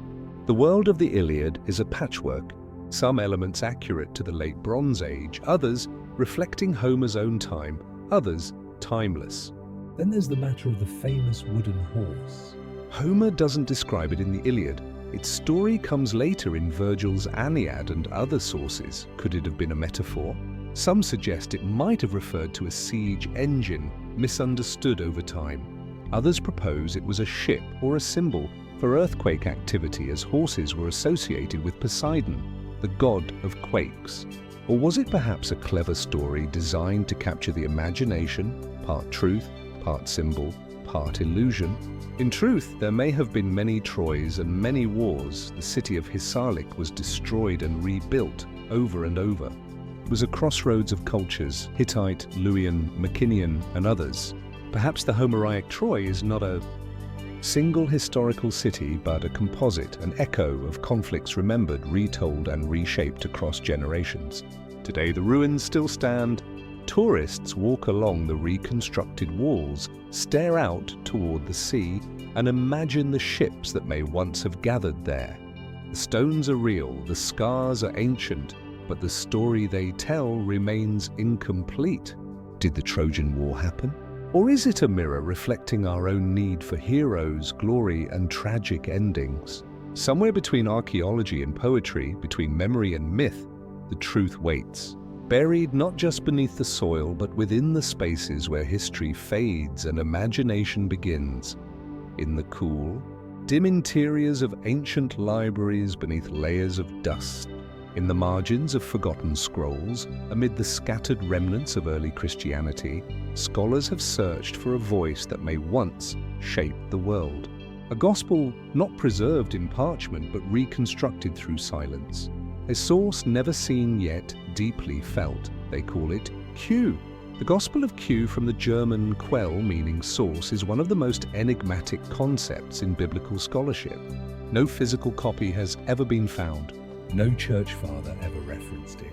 No archaeological site has produced a scroll, codex, or fragment bearing its name, and yet many believe it once existed. The mystery begins with the New Testament itself. The Gospels of Matthew and Luke share striking similarities, not only in theme, but in entire passages. Word for word, line by line, both contain teachings of Jesus that do not appear in the Gospel of Mark. The earliest of the canonical texts, sayings, parables, beatitudes, and warnings, remarkably consistent yet independently preserved. How can this be? In the late 19th and early 20th centuries, scholars began to suggest a solution. Matthew and Luke, they argued, must have drawn from two primary sources: the Gospel of Mark and something else, something now lost. A hypothetical document filled with Jesus' sayings. No miracles, no crucifixion narrative, just his words. This hypothetical source came to be known as Q. What might Q have looked like based on reconstructions from Matthew and Luke? Q likely contained many of Jesus' most well-known teachings. The Sermon on the Mount, the Lord's Prayer, the parable of the lost sheep, the Golden Rule. But it lacked a birth story, a passion narrative, and the dramatic storytelling that frames the canonical Gospels. In essence, Q may have been a saying gospel, a collection of wisdom, parables, and aphorisms passed down orally or written in the earliest years after Jesus' death. Such a format isn't unusual. In the ancient world, many spiritual teachers had their teachings collected and preserved as sayings, stripped of narrative, focused on voice. The Analects of Confucius, the fragments of Heraclitus, could Q have been something similar? Some scholars point to the Gospel of Thomas discovered in the mid-10th century among the Engamed texts in Egypt as a possible parallel. Thomas is also a sayings gospel filled with teachings attributed to Jesus but without a narrative frame. Could it be a cousin of Q, or even a window into the type of document Q once was? But why was Q lost if it ever existed at all? This is where the mystery deepens. If Q was used by both Matthew and Luke, and if it was so central to preserving Jesus' teachings, why didn't early Christians mention it? Why did no copy survive, no excerpt endure, no reference appear in the writings of the early church? One explanation is historical happenstance. Many texts from antiquity have been lost, perished in fires, destroyed in wars, abandoned as theological preferences evolved. If Q was never widely copied and was quickly absorbed into larger, more comprehensive Gospels, it might have been discarded or forgotten. Perhaps it was viewed as redundant once Matthew and Luke became canonical. Another theory is more theological. Q may have been excluded from preservation by design. Its lack of resurrection narrative, its silence on Jesus' divinity and death, may have made it suspect to early Christian leaders seeking to solidify doctrine. As orthodoxy crystallized, alternative or incomplete texts were often sidelined, suppressed, or labeled heretical. Then there's a third possibility, that Q never existed at all. Some scholars now challenge the Q hypothesis, arguing that Luke may have drawn directly from Matthew, or vice versa, rather than from a shared lost source. This theory, known as the Fairer hypothesis, eliminates the need for Q altogether. Could the similarities between Matthew and Luke be explained by a literary relationship rather than a missing gospel? If so, Q becomes not a lost document but a scholarly illusion, an echo of patterns mistaken for substance. Still, the idea of Q persists. less as a text perhaps and more as a possibility, a window into a moment when Jesus was remembered not as a figure in a story, but as a voice. Before theology took shape, before doctrine took root, there may have been a time when what mattered most was what he said, not what happened to him. If Q did exist, it may be one of the earliest records of Jesus' teachings, closer to the historical figure than the richly theological narratives of the later Gospels. In that sense, it would be invaluable, a glimpse into the first efforts to preserve memory, meaning and truth. Some have speculated that Q might still be hidden, buried in a cave, mislabeled in a monastery, or waiting in a private collection unknown to scholars. Could a forgotten scrap of papyrus still lie folded within some lost scroll? Could a passing reference in an overlooked letter hint at a once revered source? Or was Q never more than an echo, a clever, scholarly reconstruction of something that never had a name? The mystery remains unresolved. The voice of Q, if it ever spoke, has long since faded, but in the silence, the question lingers. Was there once a gospel without miracles, without stories, just words? And if so, what might those words still reveal?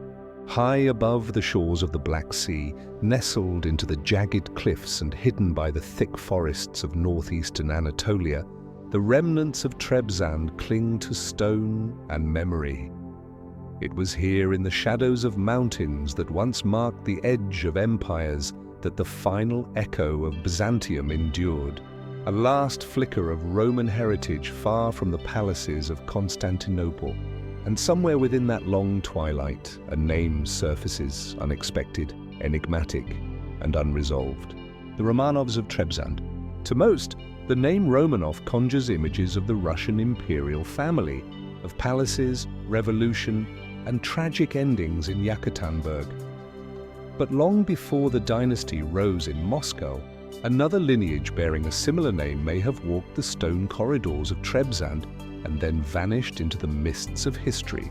Is there a connection, or is the similarity of names merely a trick of time? The Empire of Trebizond was born from exile in 1204. As Crusaders sacked Constantinople during the Fourth Crusade, a branch of the Byzantine imperial Komnenos family fled east, establishing a new capital on the rugged coast of the Black Sea. For over 250 years, they ruled a fragile, culturally rich realm. Isolated yet resilient, they maintained the rituals of Rome, the splendor of Byzantium, and a claim, however distant, to imperial legitimacy. As Constantinople fell again in 1453, this time to the Ottomans under Mehmed II, Trebizond stood as the last sovereign Byzantine successor, but only briefly. In 1461, just 8 years later, Mehmed turned his gaze east. The city fell after a short siege. The final emperor of Trebizond, David Komnenos, was taken captive and with his sons executed in 1463 on charges of conspiracy. Or so the story goes, but from here, the trail fragments. Rumors persist of children who escaped, of daughters married into foreign courts, of surviving lines hidden in mountains or absorbed into distant aristocracies. And among these, occasional references emerge, scattered across letters, chronicles, and oral histories, to a name that should not have existed, Romanov. Is it a misreading of Romanos, a common Byzantine name? Or does it signify something else, a blending of traditions, a claim to something deeper? Some believe that a surviving branch of the Komnenos line adopted the name Roman in reference to their heritage. Romans, the term Byzantines, used to describe themselves even long after the fall of Rome itself.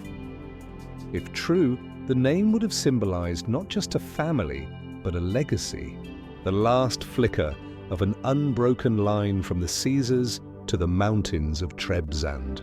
In the 16th and 17th centuries, as the Russian Tsardom began to claim succession from the Byzantine Empire through marriage and symbolism, the Romanov dynasty emerged, officially rising to power in 1613. The connection is tenuous, if not purely symbolic.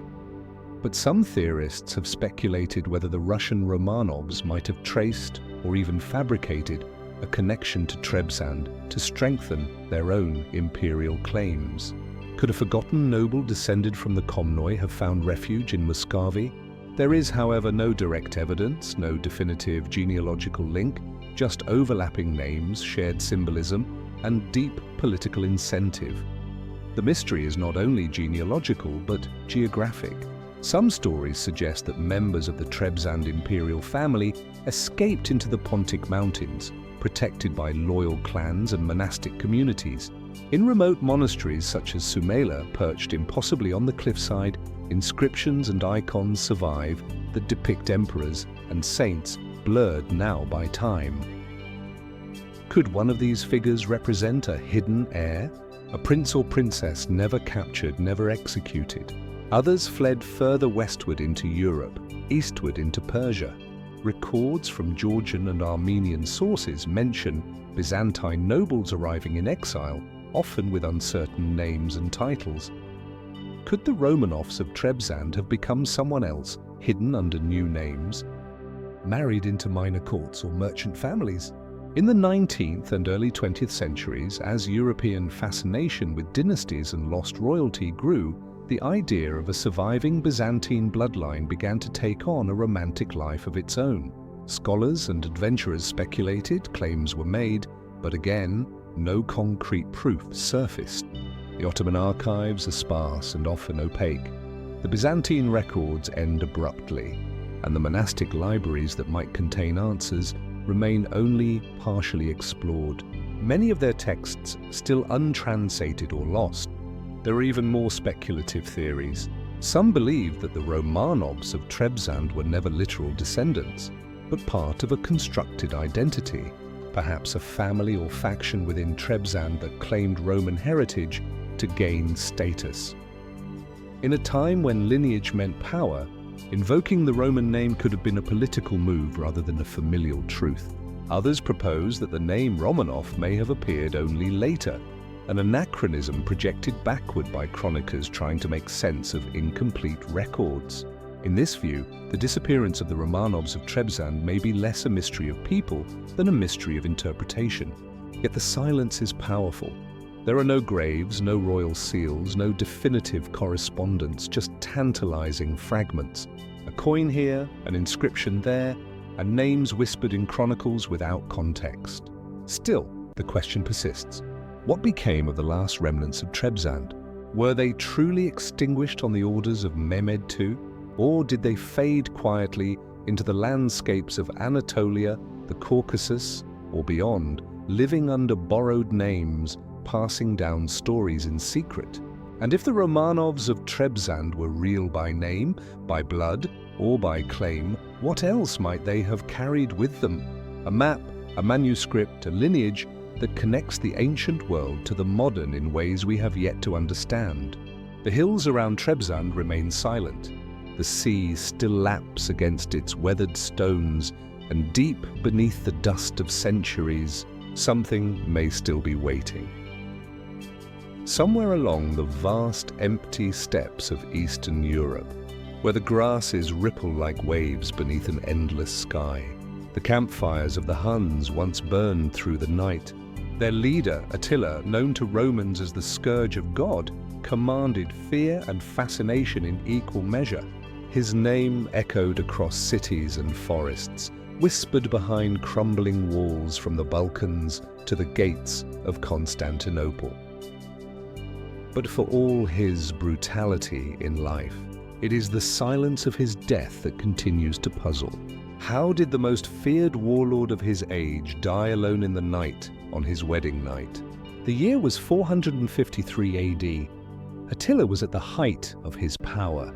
After decades of terrorizing both the Eastern and Western Roman empires, extracting tribute and laying waste to cities, he had become a force that neither Rome nor Constantinople could fully contain. His campaigns left entire provinces desolate. His enemies paid him in gold, and yet, at the pinnacle of his might, he died not on the battlefield, but in his bed. According to the 6th century historian Priscus, who travelled to Aila's court and recorded first-hand observations. The king died after celebrating his marriage to a young Gothic bride named Illico. He drank heavily that night, as was custom. When his men entered the tent the next morning, they found Aila dead, his body untouched by any visible wound. Blood had poured from his nose and mouth. Ildico, we are told, was weeping in a corner. The cause of death? A ruptured blood vessel, they said, a nosebleed so violent he drowned in it while unconscious. But is that really all it was? To many, the explanation feels too simple, too clinical for a man whose life was surrounded by violence and legend. Can a mighty warlord truly bleed to death in his sleep? Or does this version of events conceal something far more complex? Some scholars accept the official account at face value. Heavy drinking combined with high blood pressure or a congenital weakness could indeed result in a fatal hemorrhage. In the absence of modern medicine, and especially while lying flat and unconscious, such a death is entirely plausible. No autopsy was ever conducted.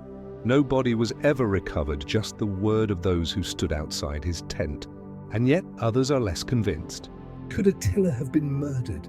The most commonly named suspect is Illico herself, a young woman from a people long subdued by Attila's rule. She may have harbored revenge in her heart.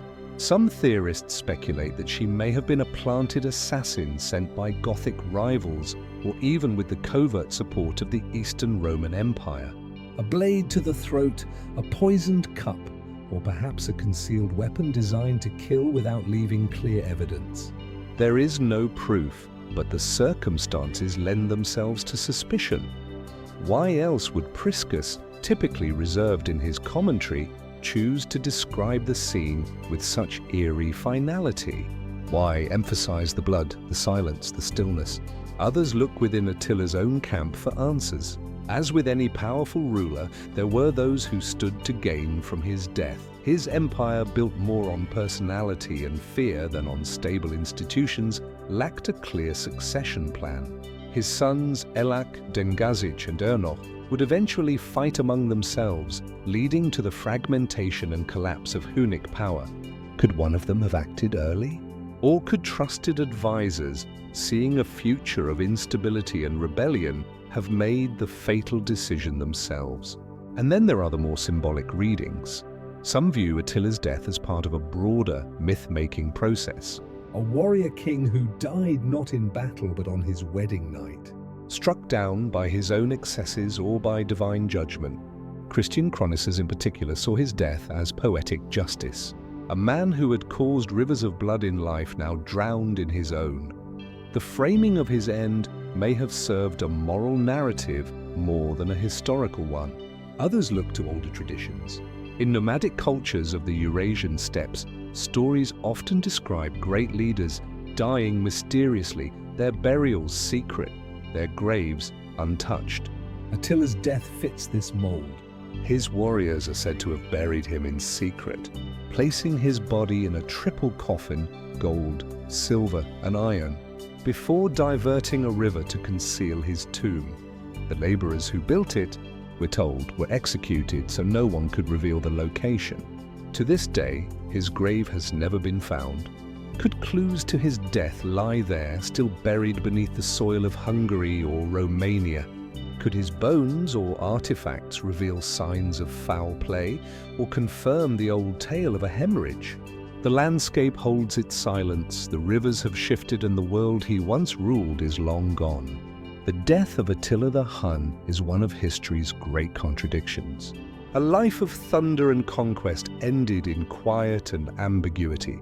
No final battle, no monument, just a story told by others, written in the margins of empires he once threatened. So we ask, was Attila's end the result of chance, betrayal, or legend?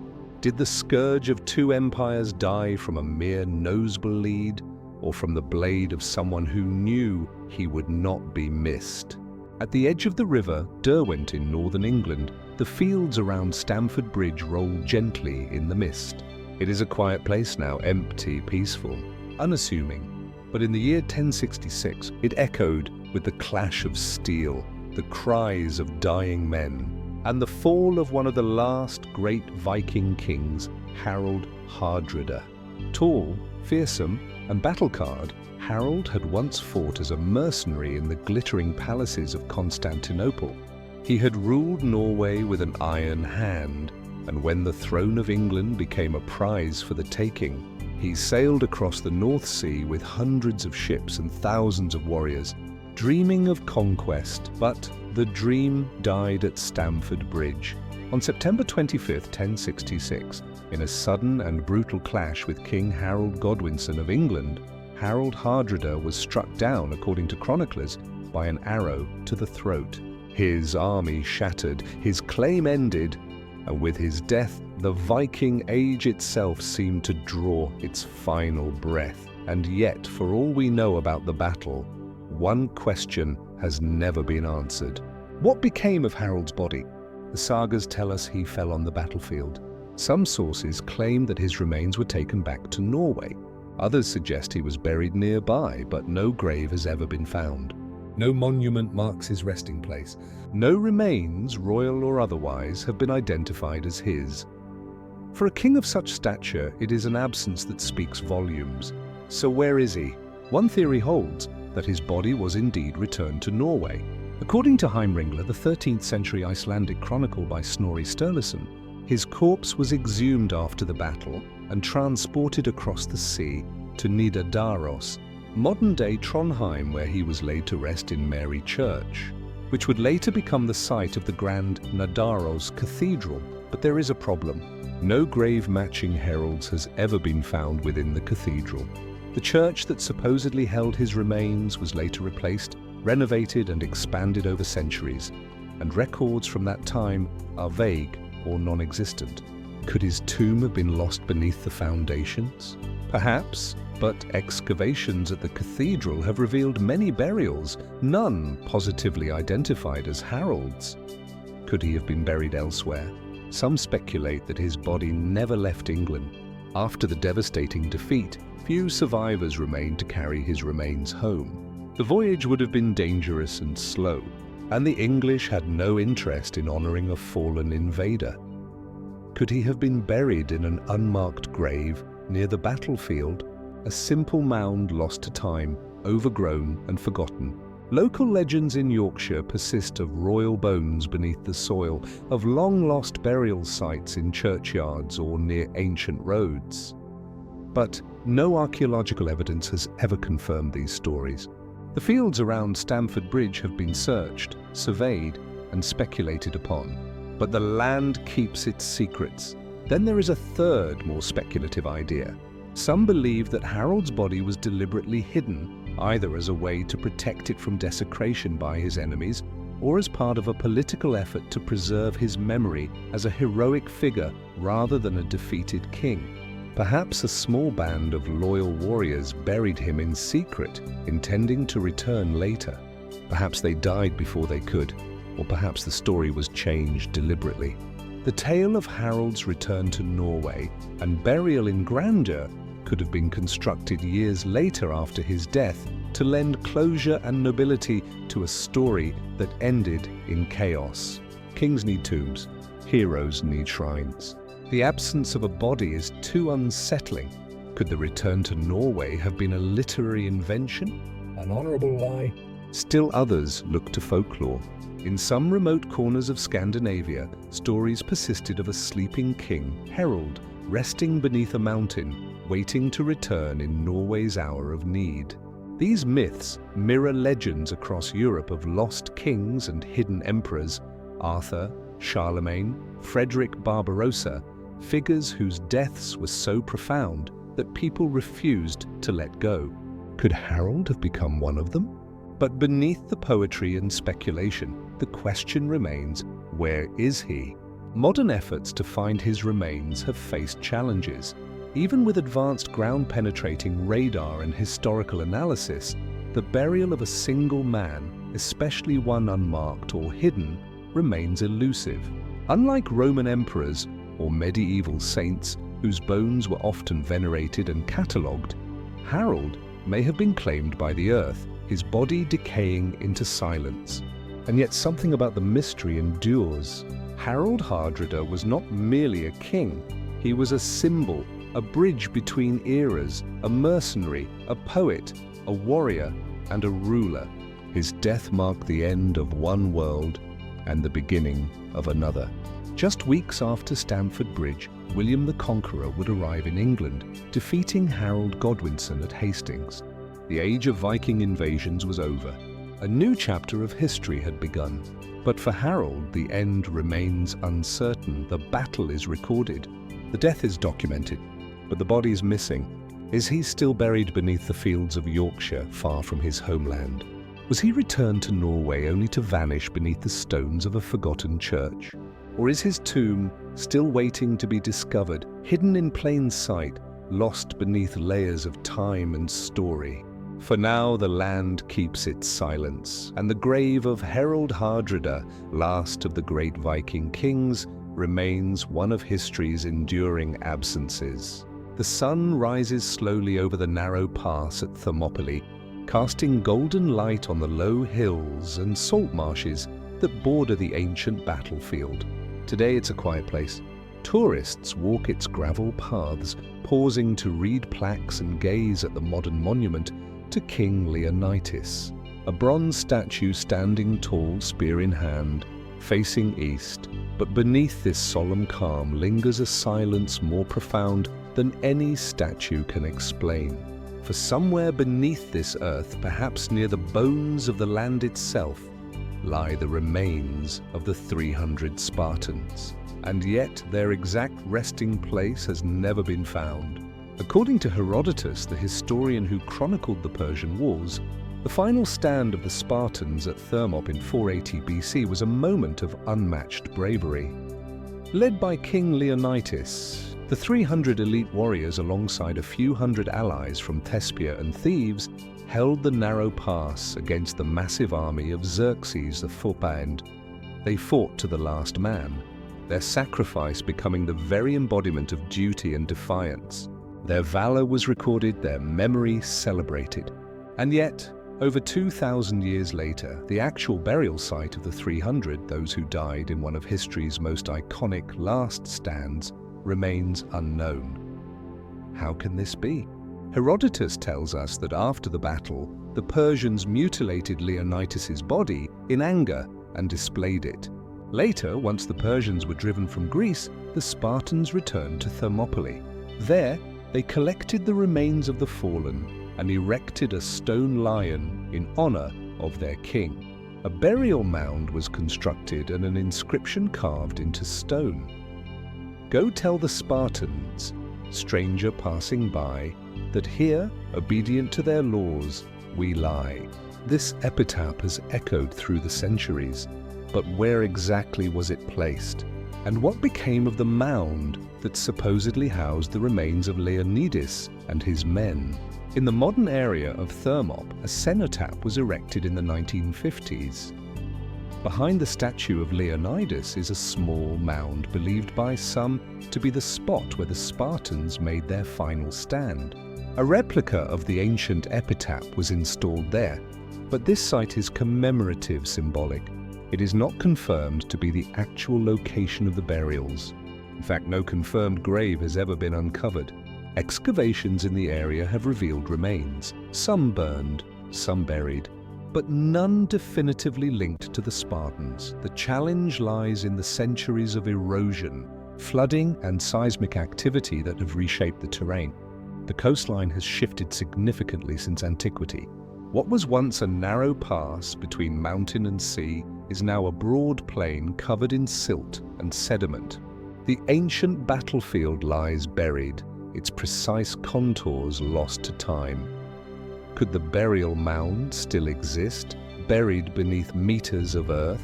Could Leonidas and his warriors rest undisturbed somewhere nearby, awaiting discovery? Some archaeologists believe so. Ground-penetrating radar surveys have hinted at unusual formations beneath the surface. Ancient travelers and Roman-era historians also mention visiting a tomb or monument at the site, suggesting that at least for a time, a known grave did exist, but its traces may have vanished, disassembled by later invaders. covered by landslides or simply eroded away. Others propose that the Spartans were never buried in the past at all. There is speculation that following tradition their bones were returned to Sparta, perhaps secretly, perhaps long after the fact. The sacred ritual of bringing home the dead, especially a king, may have compelled the survivors or their descendants to recover what they could and carry it back to Laconia. But if this happened, no tomb in Sparta has ever been definitively identified as Leonidas' resting place. Interestingly, the ancient travel writer Pausanias, writing in the 2nd century AD, claimed to have visited the tomb of Leonidas in Sparta itself, alongside a monument to Pausanias, the victor of Plateau. Could this be the answer? Or had the memory already become myth by then, with shrines springing up in places of symbolic power rather than historical accuracy? There are even more speculative ideas. Some fringe theories suggest that the bodies were never recovered at all, that the Persian forces buried the dead in anonymous graves to erase their memory, or that the Greeks themselves allowed the site to return to the earth in sacred silence. Others propose that earthquakes may have buried the original burial mound beneath layers of debris, or that local communities reused the stone monument for later construction, erasing the physical markers of one of history's most famous battles. And then there is the possibility that the burial never occurred as described. What if Herodotus, writing decades after the fact, was repeating a poetic tradition rather than a factual account? What if the monument to the 300 was always metaphorical, more legend than reality? Could the lion of Leonidas have stood alone without bones beneath it, a symbol rather than a sealer? Despite decades of study, no definitive answers have emerged. Modern researchers continue to survey the region using advanced imaging and topographical reconstruction to map what a Thermopylae may have looked like in 480 BC. But, as with many ancient mysteries, the trail grows colder with every century. The land shifts, memory fades, and what remains is not a tomb, but a story, etched not in stone but in the imagination. And so we ask, where are the 300? Are they buried beneath the plains of Thermopylae, waiting silently beneath layers of mud and myth?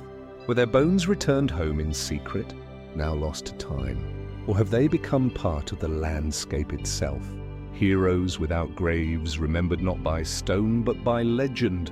In the heart of modern-day Turkey, near the town of Boğaz-Kyle, lie the weathered ruins of Hattusa, a once mighty capital carved into a rocky plateau surrounded by forests and cliffs.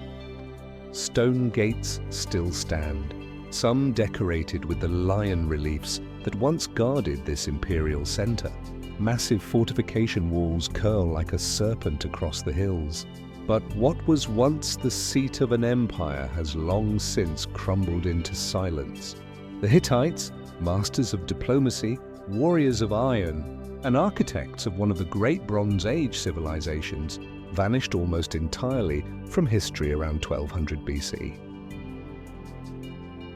One moment they were sending letters to Egypt, negotiating treaties with Babylon, and controlling vast swaths of Anatolia and northern Syria. The next their cities were burned, their records silenced, and their name almost forgotten for millennia. How does an empire that powerful simply disappear? At their peak, the Hittites rivaled Egypt and Assyria in strength and sophistication. Their empire stretched across the Anatolian plateau, commanded rich trade networks, and maintained complex diplomatic relationships through written treaties, some of which still survive today, pressed into clay and cuneiform script. Their legal codes were advanced, their gods many. Their king, often seen as the earthly representative of divine will, ruled through a centralized bureaucracy supported by governors, scribes, and military commanders, and yet, sometime around 1190 BC, Hattusa was abandoned. The royal archives stopped. The temples fell silent. And no one knows exactly why. Mainstream historians point to a convergence of calamities. The late Bronze Age collapse, an era of sweeping upheaval that also saw the fall of Mycenaean Greece, the destruction of Ugarit, and the weakening of Egypt. was marked by famine, war, natural disasters, and the enigmatic appearance of the so-called Sea Peoples. These migratory groups, whose origins remain uncertain, are recorded in Egyptian texts as sweeping across the eastern Mediterranean in waves of violence and disruption. Could the Hittites have fallen to these mysterious raiders? It's possible. Some evidence suggests that coastal Hittite cities were burned in this period, trade routes were cut, grain supplies from the Levant dwindled, and in a land already vulnerable to drought, food shortages may have devastated the population. Without grain, armies could not be fed, cities could not be supported. Rebellions may have flared, but there's a problem. While many neighboring civilizations also suffered during this era, few vanished as completely as the Hittites. The Egyptians limped on. The Assyrians rebounded. Even the Mycenaeans, despite their decline, left ruins and burials that spoke of continuity. The Hittites, by contrast, seem to have simply ceased to exist at the imperial level. Hattusa was not gradually transformed. It was deserted.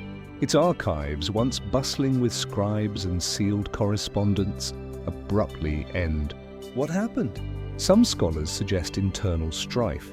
Hittite succession was often complicated, riddled with palace intrigue, civil wars, and rival claims to the throne. Could a dynastic breakdown have fractured the empire from within? Perhaps governors declared independence, armies turned against one another, and the center could no longer hold. In the chaos, foreign enemies may have struck the final blow. Others turned to the climate. Dendrochronology tree ring data indicates that a severe prolonged drought hit the region during the late 13th and early 12th centuries BC in a land already challenged by rocky soils and thin agricultural margins. This may have pushed the system past its limits. Famine, population displacement, and economic collapse could have cascaded into social unrest. Then there are the tablets. Among the last clay tablets discovered at Hattusa are signs of desperation. They reference appeals for grain, warnings about unrest, omens, even one dramatic plea sent to Egypt requesting food aid. These records suggest a kingdom on the brink, but they don't explain why the capital was not merely defeated, but entirely erased from power and memory. And the Sea Peoples? Much of what we know about them comes from Egyptian inscriptions, most notably the records of Pharaoh Ramesses III, who claimed to have repelled them around 1175 BC. He describes them as a confederation of peoples arriving by land and sea, laying waste to cities and toppling kingdoms. Could they have struck Hattusa, burned the archives, broken the empire? But if so, why is there so little archaeological evidence of a great battle or decisive sack? Some argue that the Sea Peoples were less a military invasion than a wave of mass migrations. Displaced peoples moving across collapsing landscapes driven by famine or war elsewhere. In that case, the fall of the Hittites may have been part of a broader systemic failure across the Near East, an ecological and political domino effect where no single cause tells the whole story. Still others wonder, did the Hittites really disappear? There's growing evidence that while the Central Empire fell, its cultural legacy endured in southeastern Anatolia and northern Syria. Smaller Neo-Hittite city-states emerged in the centuries that followed, places like Karamish and Melid. These kingdoms continued to use Hittite iconography and even the Louisian language, though their political connection to the fallen capital is unclear. Were these true successors, refugees, remnants, or merely imitators of a once great empire? Even more intriguingly, the Hittites were forgotten entirely by later Greeks and Romans. Unlike the Egyptians or Babylonians, whose stories lived on in myth and memory, the Hittites vanished so completely that their rediscovery didn't happen until the 19th century, when archaeologists uncovered Hattusa and deciphered the cuneiform texts found in its ruins. For millennia, they were a lost civilization, known to the Bible as a vague name, but otherwise erased. Why was their memory so thoroughly wiped? Was it a deliberate act by their enemies?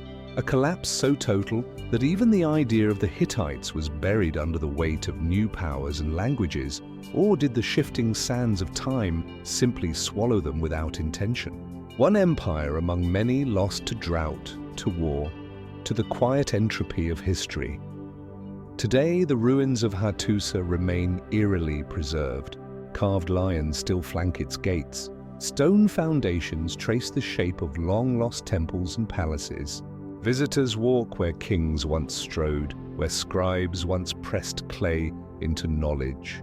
But the air hums with absence. No definitive answer has emerged. No single theory explains everything. The Hittite Empire, once a giant of the ancient world, slipped into silence with hardly a trace. And as we uncover its story piece by piece, one question remains. What really happened to the Hittites? Perhaps the truth lies beneath more dust. Perhaps it has already been written, waiting in a yet undiscovered archive. Or perhaps it is one of history's great vanishing points, where empires dissolve into shadows and the past chooses to remain silent. The air in the forests of northern France is heavy with silence. Among the fading stones of ancient monasteries and overgrown graveyards, the past lingers in a quiet kind of defiance, unwilling to be entirely forgotten. Somewhere here, perhaps beneath moss-covered earth or behind the veil of misremembered chronicles, may lie the final resting place of a princess whose story has faded into one of history's most delicate shadows. Anastasia of Kiev, daughter of Yaroslav the Wise, wife of King Andrew Thirst of Hungary, and grandmother to future European rulers, was born into prestige and power in the 11th century. Her life, as recorded in fragments across chronicles and genealogical scrolls, seems at first clear enough. Yet as one follows the line of her story to its end, the trail grows unexpectedly dim. Where she died, when she died, even how she died, remain matters of speculation, scattered among conflicting records and the quiet loss of memory. Why does so little remain of a woman so closely entwined with royal bloodlines across Europe? Anastasia was born around 1023 AD in the court of Kievan Rus, one of the most influential cultural and political centers of Eastern Europe at the time. Her father, Yaroslav the Wise, sought to unite his dynasty with those of Western Europe. Through carefully arranged marriages, his daughters were wed to kings of France, Norway, and Hungary, creating a web of alliances meant to strengthen and stabilize his rule. Anastasia's own marriage to Andrew of Hungary in the 1040s was not merely political, it was symbolic. She carried with her a rich cultural heritage, and her union with the Hungarian throne marked a moment of convergence between the Slavic East and Latin West. She became Queen Consort of Hungary, giving birth to Solomon, the future king. She was not a passive figure. Medieval records suggest she played a prominent role in her son's ascension and acted as regent during his minority. And yet, following Andrew's death and the turbulent years that followed, her presence in the annals of history begins to fade. Mentions of her grow scarce, then vanish. What happened to the Princess of Kiev? Some chronicles suggest that after her son Solomon was dethroned and her political role diminished, Anastasia retired from public life and sought refuge in a convent in northern France, perhaps near Admont, or even in the Abbey of St. Ray in Rheims. Others place her final days in a monastery closer to her homeland, somewhere within the shifting borders of Rose's territory. Still others claim she returned to Hungary or died in exile, her fate quietly erased amid dynastic realignments. There are no definitive records of her burial. No surviving tombstone etched with her name, no royal decree commemorating her death, no preserved letters from her final years. This silence is strange, even unsettling for a woman of her stature. Could her memory have been deliberately obscured? One theory suggests that Anastasia, deeply involved in court politics and implicated in her son's rise and fall, may have fallen afoul of shifting power structures. After Solomon was deposed, a new regime took control. Perhaps she was exiled, perhaps she was silenced. Records could have been lost or destroyed, but another possibility is more benign and more mysterious. Some believe she voluntarily withdrew from royal life, embracing a cloistered existence far from the intrigues of court. In the medieval world, it was not uncommon for noble women, especially those with fading political influence, to retire to religious communities. Within the stone walls of a convent, she could have found sanctuary. And yet even these monastic records, usually meticulous in keeping track of noble patrons, are silent. There are whispers of a nun named Anastasia living in a remote French abbey in the early 12th century. Could this be her? Or simply a coincidence of names? Anastasia's story, unlike the more famous Romanovs of the 20th century, has no imposters, no false Anastasia appearing in distant courts. But the parallels are haunting. In both cases, a royal woman vanishes into the folds of history, her fate obscured, her resting place unknown. In recent decades, historians and genealogists have begun piecing together fragments, cross-referencing charters, monastic registries, and medieval letters in search of the missing queen. Still, no single document has emerged to offer certainty. Her name flickers briefly in 11th century texts, then disappears as if carried away by the very winds of time. Why does her disappearance matter? Because Anastasia of Kiev was not a minor figure. Her bloodline carried the legacy of Rurik and the prestige of Eastern Europe's early Christian dynasties. Her marriage helped shape Hungary's royal heritage.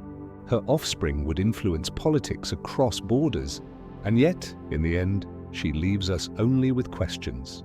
Was she buried in a quiet chapel beneath a weathered cross? Her identity known only to the monks who kept her final secrets? Or did she meet a more tragic fate, forgotten, displaced, or erased from the records by the victors of her family's political downfall? In the echoes of her story, we find not just the mystery of a lost queen, but the fragility of memory itself. And so the trail grows cold. The daughter of Yaroslav, the Queen of Hungary, the mother of a king, a woman who lived at the crossroads of empires, whose name now lingers like a ghost in the pages of European history. What remains of her? A few scattered lines, a handful of possible graves, and the enduring silence of history's refusal to reveal its secrets. Perhaps somewhere, hidden beneath the stone floor of a forgotten abbey, or within the yet unread lines of a medieval scroll, the truth of Anastasia's final chapter still waits. And we are left to wonder, will we ever find her? Or will the fate of the Princess of Kiev remain one of history's quietest enigmas? High in the Andes, where the mountain peaks pierce the sky and the clouds roll in like waves upon stone, the remnants of a once great empire lie in silence. Moss-covered terraces stretch across steep slopes. Stone walls so precisely cut and fitted that not even a blade of grass can slip between them remain as testaments to an engineering brilliance long gone. And within this haunting stillness, a question endures. What became of the bloodline of the Inca? The Inca Empire, known to its people as Tawantuyu, was the largest empire in pre-Columbian America, stretching across what is now Peru, Bolivia, Ecuador, Chile, and parts of Argentina and Colombia. At its height, it was a marvel of organization, infrastructure, and centralized power. Roads stretched over 25,000 hectares. Food was stored in mountain-top granaries. The people spoke Quechua, the chosen language of the gods, and worshipped Ini, the sun deity, whose earthly representative was the Sapa Inca, an emperor believed to be descended from the divine. But when Francisco Pizarro and his conquistadors arrived in the 16th century, everything changed. The empire, already weakened by civil war and disease, was quickly overrun. Its temples were looted, its cities burned, its rulers executed or imprisoned. Yet while the fall of the empire is well documented, The fate of its royal bloodline is cloaked in mystery. We know that Atahualpa, the last undisputed emperor, was captured by Pizarro in 1532. Despite paying a ransom of gold and silver, unlike anything the Spanish had ever seen, he was executed a year later. His brother Tupac Halpa was briefly installed as a puppet ruler by the Spanish, but died under suspicious circumstances. Manco Inca Yupani, another brother, was crowned next, only to rebel and flee into the mountains of Villabomba, establishing the so-called Neo-Inca state, a final bastion of native resistance. Here, hidden deep in the jungle, the last true heirs of the Inca continued to rule for several decades. But even this shadow empire eventually fell. In 1572, the Spanish captured Tupac Amaru, the last Sapa Inca of Vilcabamba. He was brought to Cusco and publicly executed. His death is often seen as the symbolic end of the Inca Empire. But is that where the bloodline truly ends? Officially, yes. Yet stories, rumors, and fragments of oral tradition hint at another possibility. What if some members of the royal family escaped deeper into the mountains? What if the bloodline continued not in palaces or temples, but in remote villages under assumed names protected by those still loyal to the old ways? Even among the Spanish chroniclers, there were whispers of royal descendants who vanished from the record. Entire families who retreated beyond reach, blending into the Andean highlands. Some spoke of a child born in secret just before the fall of Villabomba, spirited away by priests to preserve the divine line. Others told tales of golden documents, coup records hidden in caves encoded with genealogies now lost to time. And then there is the matter of the supposed Inca artifacts found far from traditional centers of power. In the 19th and 20th centuries, explorers and archaeologists uncovered burial sites in the remotest parts of the Andes, far from any known settlement, containing richly adorned mummies wrapped in fine textiles and buried with solar iconography suggestive of royal status. Were these members of the lost bloodline buried in exile, honored by secret followers? Modern genetic research has attempted to trace the lineage of the Incas. Some researchers have taken DNA samples from descendants of noble Cusco families who claim to be linked to the ancient dynasty. The results have been inconclusive. There is no definitive genetic marker for Inca royalty. But perhaps the problem lies not in the science, but in the erasure of records, the destruction of oral traditions, and the fear of revealing a lineage that for centuries could have meant death under Spanish rule. And then there's the legend of the hidden city of the Inca. Not Machu Picchu, which is a marvel in its own right, but another deeper city, untouched, undiscovered, said to have been built by the royal family in hiding. Some believe it lies somewhere in the cloud forests beyond Villabomba, shielded by thick jungle and protected by the spirits of the ancestors. Expeditions have searched for it, some claiming vague traces, others returning empty-handed. Could such a city have existed? Could the descendants of the Sapa Inca have lived in seclusion for generations, maintaining their rituals and beliefs while the world changed around them? In recent years, local communities in the Andes have begun to embrace their Inca heritage more openly. Some elders still recite royal lineages passed down orally, though the names and places have often shifted or become obscured by time. Rituals are performed that mirror those of the ancient court, solar ceremonies, offerings to the Apus, the mountain spirits, and celebrations of Ini, the sun festival. Yet even here, amid the cultural revival, the bloodline remains elusive. It is spoken of with reverence, but rarely with certainty. There is a sense that something sacred was lost or hidden so well that even its memory flickers only faintly. And so we return to the mountains, to the mist that clings to the stone ruins of Choku, to the forgotten trails that wind through the high Andes marked by stones worn smooth by centuries of footsteps. Somewhere out there, perhaps in a village untouched by modern maps or in a burial chamber sealed for centuries. The truth of the Inca bloodline may still rest. Did it die with Tupac Amaru on the gallows of Cusco? Or does it live on quietly, invisibly, woven into the lives of those who still call the Andes home? The Spanish conquest may have silenced the empire, but some mysteries whisper still in the story of the Inca, like the mountains that cradled their civilization. Remains vast, layered, and full of secrets. What if the royal bloodline of the Sapa Inca was never truly lost, only hidden, waiting for the world to listen again?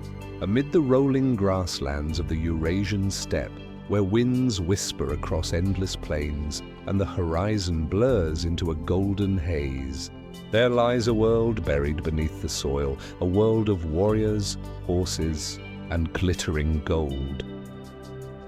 Here in the ancient burial mounds known as Kyrians, archaeologists have uncovered treasures so intricate, so unexpectedly sophisticated that they raise a question that no one has yet been able to answer. Who was the master goldsmith behind the greatest works of Scian art? The Scians, nomadic horsemen who dominated the steppes from around the 9th to the 2nd century BC, left few written records. Their presence survives instead in fragments, Scattered bones, weathered weapons, and above all, astonishing ornaments wrought in precious metal. The most breathtaking examples have been unearthed from deep within cairns in places like Ukraine, southern Russia, and Kazakhstan. In these tombs, once reserved for chieftains and nobility, lie objects that defy expectations. Golden plaques depicting fierce animals in combat, brooches and torques woven with impossible delicacy, and ceremonial gear adorned with scenes of myth and power. One piece stands out among them, a small golden comb discovered in the Saloka Kirin in the early 20th century. At first glance, it appears simple, a utilitarian object, but look closer and a world comes into focus. Crowning the comb is a miniature battle scene. 3 warriors frozen in combat, captured in astonishing detail, muscles tense, hair braided, weapons drawn. Each figure is not only proportioned with anatomical precision, but animated with a dynamic, almost cinematic intensity. It is a scene not just crafted but composed as if by an artist with a mastery of narrative and metal alike. Who in this harsh and mobile society possessed the skill and the vision to create such things? The Scians were nomads, but their art rivals the finest work of sedentary civilizations. This contradiction has puzzled scholars for decades. How could a culture without cities, without known permanent workshops, produce some of the most sophisticated gold work of the ancient world? Could the Scythians themselves have trained such artisans in the wild reaches of the steppe? Or was the artist, this unknown genius, someone else entirely? Some theories point to Greek influence. The Black Sea colonies of the Greeks, such as Olia and Pantatium, were known to trade with the Scythians. Greek craftsmen familiar with fine metal work could have served as intermediaries, creating luxury goods tailored to Scythian tastes. The hybrid style of many gold pieces blending Hellenic naturalism with Scythian motifs seems to support this. But there is a problem. Many of the most intricate works were buried deep inland, far from Greek colonies in territories rarely frequented by Mediterranean artisans. Other theories suggest that a school of native Scythian goldsmiths may have existed, artists who, despite their people's nomadic lifestyle, were trained and protected as state assets. Traveling with the elite or operating in secret locations, these hypothetical figures would have been both highly specialized and highly mobile, masters of metallurgy working in tents, not temples. But no such workshop has ever been found. Not a single tool, not a mold, not even a discarded fragment. Just finished masterpieces buried, not displayed, left behind like whispers of a forgotten hand. Still more mysterious is the stylistic unity across vast distances. Golden plaques from Ukraine, Kazakhstan, and southern Siberia often show not only similar motifs such as stylized panthers, stags, and eagle-headed griffins, but similar techniques, the same use of granulation, the same coiling of lines to suggest fur, the same symbolic syntax. Could it be that there was one master or a singular school whose influence extended across thousands of miles? Some speculate that these designs were passed down by oral instruction, much like Scythian law itself. Others propose that goldsmiths may have moved between tribes, serving multiple chiefs and spreading a distinct artistic language across the steppes. Still, the mystery remains. How was such consistency preserved in a culture with no known script, no blueprints, and no enduring monuments? And then there is the question of meaning. The Scythian gold objects are not merely decorative. They are deeply symbolic, predators in mortal combat, animals shown in trance-like stillness, hybrids of man and beast. Scholars have interpreted them as expressions of animism, shamanic visions, or cosmological myths now lost to us. But the hands that shaped them must have understood more than just form. They understood story, which leads us back again to the carver, not merely a technician, but a visionary. Could this enigmatic figure have been a shaman as well as a smith, a keeper of sacred imagery? Or perhaps the Scythian gold carver was not a Scythian at all, but a foreign captive taken in battle and kept alive for his skill, producing treasures for his captors until his death. The truth is, we do not know. We may never know. All we have are the objects, and they do not speak. They glint in museum lights, silent and magnificent, bearing witness to a mystery buried deeper than any tomb. The identity of the hand that forged them. And so we are left to wonder, was the Scythian gold carver one person or many? A native son of the steppe or a stranger taken from far-off lands? Was their craft a solitary endeavor or part of a network now lost to time? And if one such genius could arise in the wind-swept wilds of ancient Eurasia, how many others vanished, their work undiscovered beneath centuries of dust?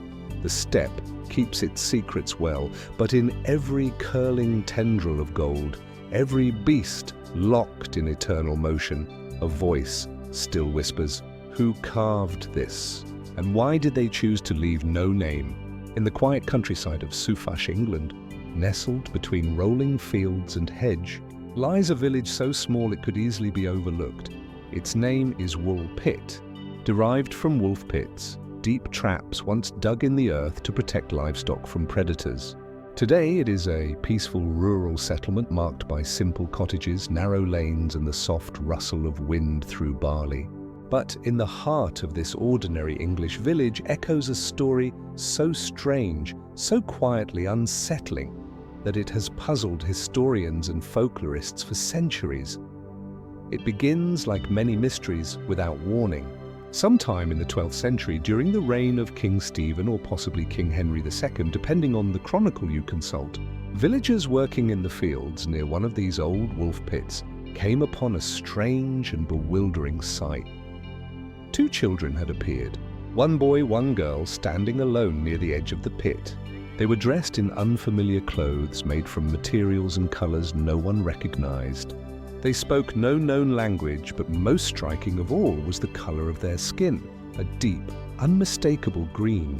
They were not sickly or disfigured, but their hue was unnatural, almost vegetal, like the color of spring leaves or watercrests. Frightened, the villagers brought them to the manor of Sir Richard Dealey, a local landowner. Their attempts were made to communicate, to understand who they were, where they came from, and what had brought them to Woolpit. At first, the children refused all food. They would not eat the bread or meat they were offered. Only when they were given raw beans, still in their stocks, did they finally eat ravenously. Over time, the children began to adapt. The green hue of their skins slowly faded. They began to learn English, and with language came the first fragmentary explanations. The girl, who survived longer than her brother, claimed that she and her brother had come from a place called St. Martin's Land. It was a twilight realm, she said, where the sun never fully rose and everything was dim and green. They had been tending their father's flocks, she explained, when they followed the sound of bells through a long, dark tunnel.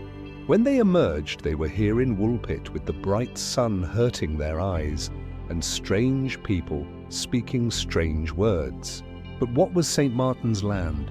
Was it simply a child's confused memory shaped by trauma? Or had the children come from somewhere else? Over the years, many have tried to explain the green children of Woolpit. Some historians suggest they were the orphan children of Flemish immigrants, refugees from persecution during the chaos of King Stephen's civil war. Their language, unfamiliar to local ears, could have been a dialect of Dutch. Their green hue might have been the result of malnutrition, possibly cirrhosis, a form of iron deficiency that gives the skin a greenish tint.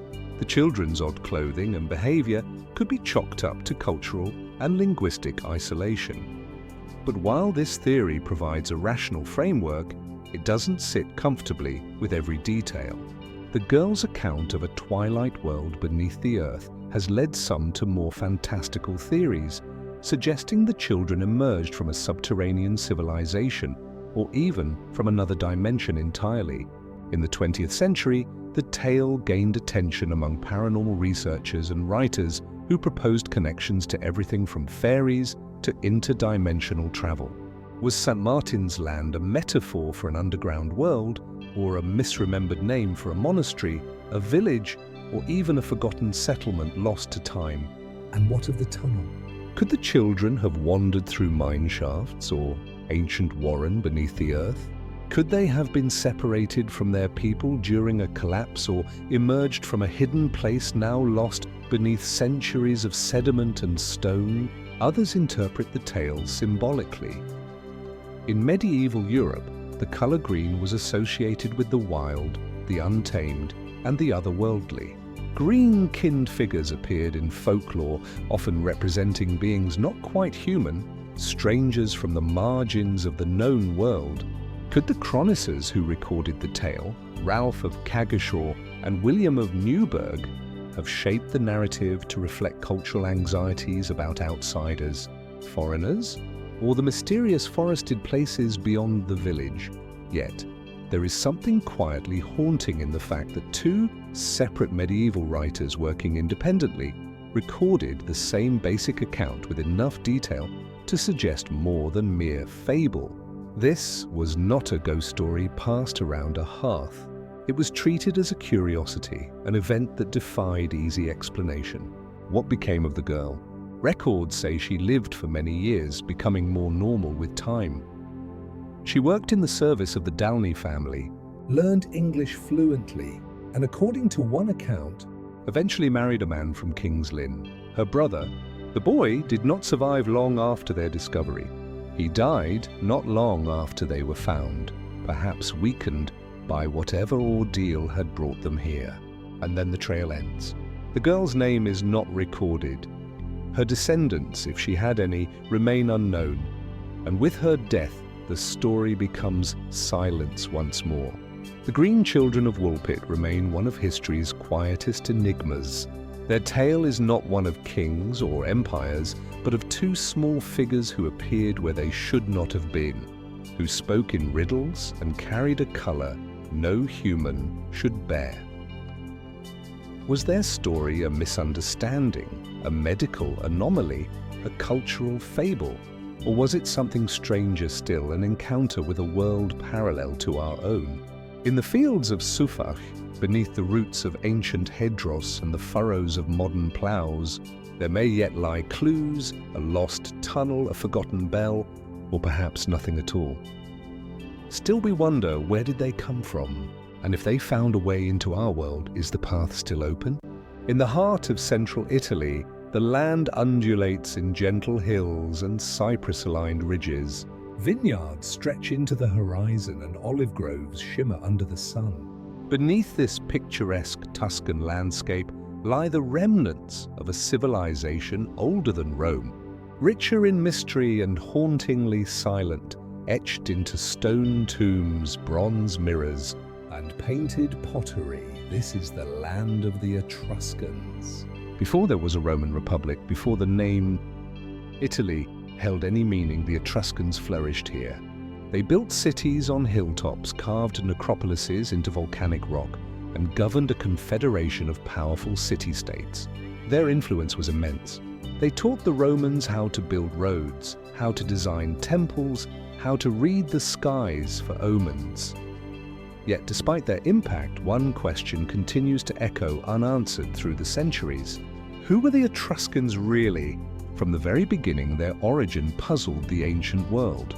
The Greek historian Herodotus claimed they came from Lydia in Anatolia, forced to migrate westward across the sea due to famine. According to him, they were foreigners, Easterners who brought their language, their gods and their customs with them. But others, like Dionysius of Hyrcanus, argued the opposite. He believed the Etruscans were indigenous to Italy, a people shaped by the land itself with no ties to foreign soil. Archaeology offers both clarity and confusion. Etruscan artifacts date back to at least the 8th century BC, and their culture emerged from the earlier Villanovan culture of Italy.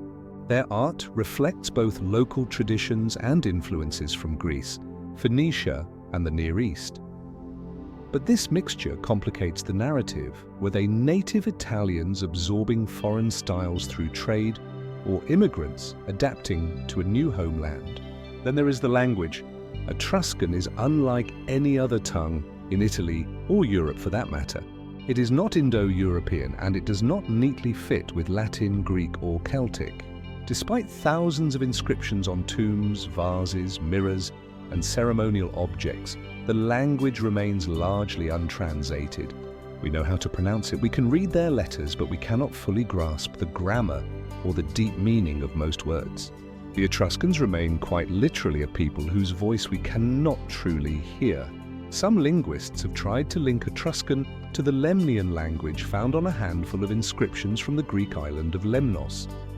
If true, this might support Herodotus's theory of an Eastern origin. Others propose connections to the Rhaean language of the Alps, or to more obscure languages from the Iron, and some insist the Etruscans were unique, an isolated linguistic island born in Italy, shaped by trade, but genetically and culturally distinct. Modern genetics has entered the debate. In recent years, DNA studies have examined Etruscan remains, the results conflicting. Some suggest genetic continuity between Etruscans and earlier populations in Italy, supporting the idea of local origins.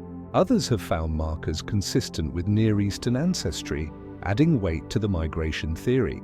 But genetics, like archaeology, cannot always tell a clear-cut story. Populations move, mix, evolve.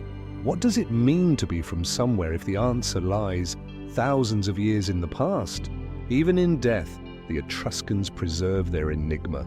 Their tombs are elaborate, carved to resemble houses, painted with scenes of music, dancing, feasting, celebrations of life, not mourning.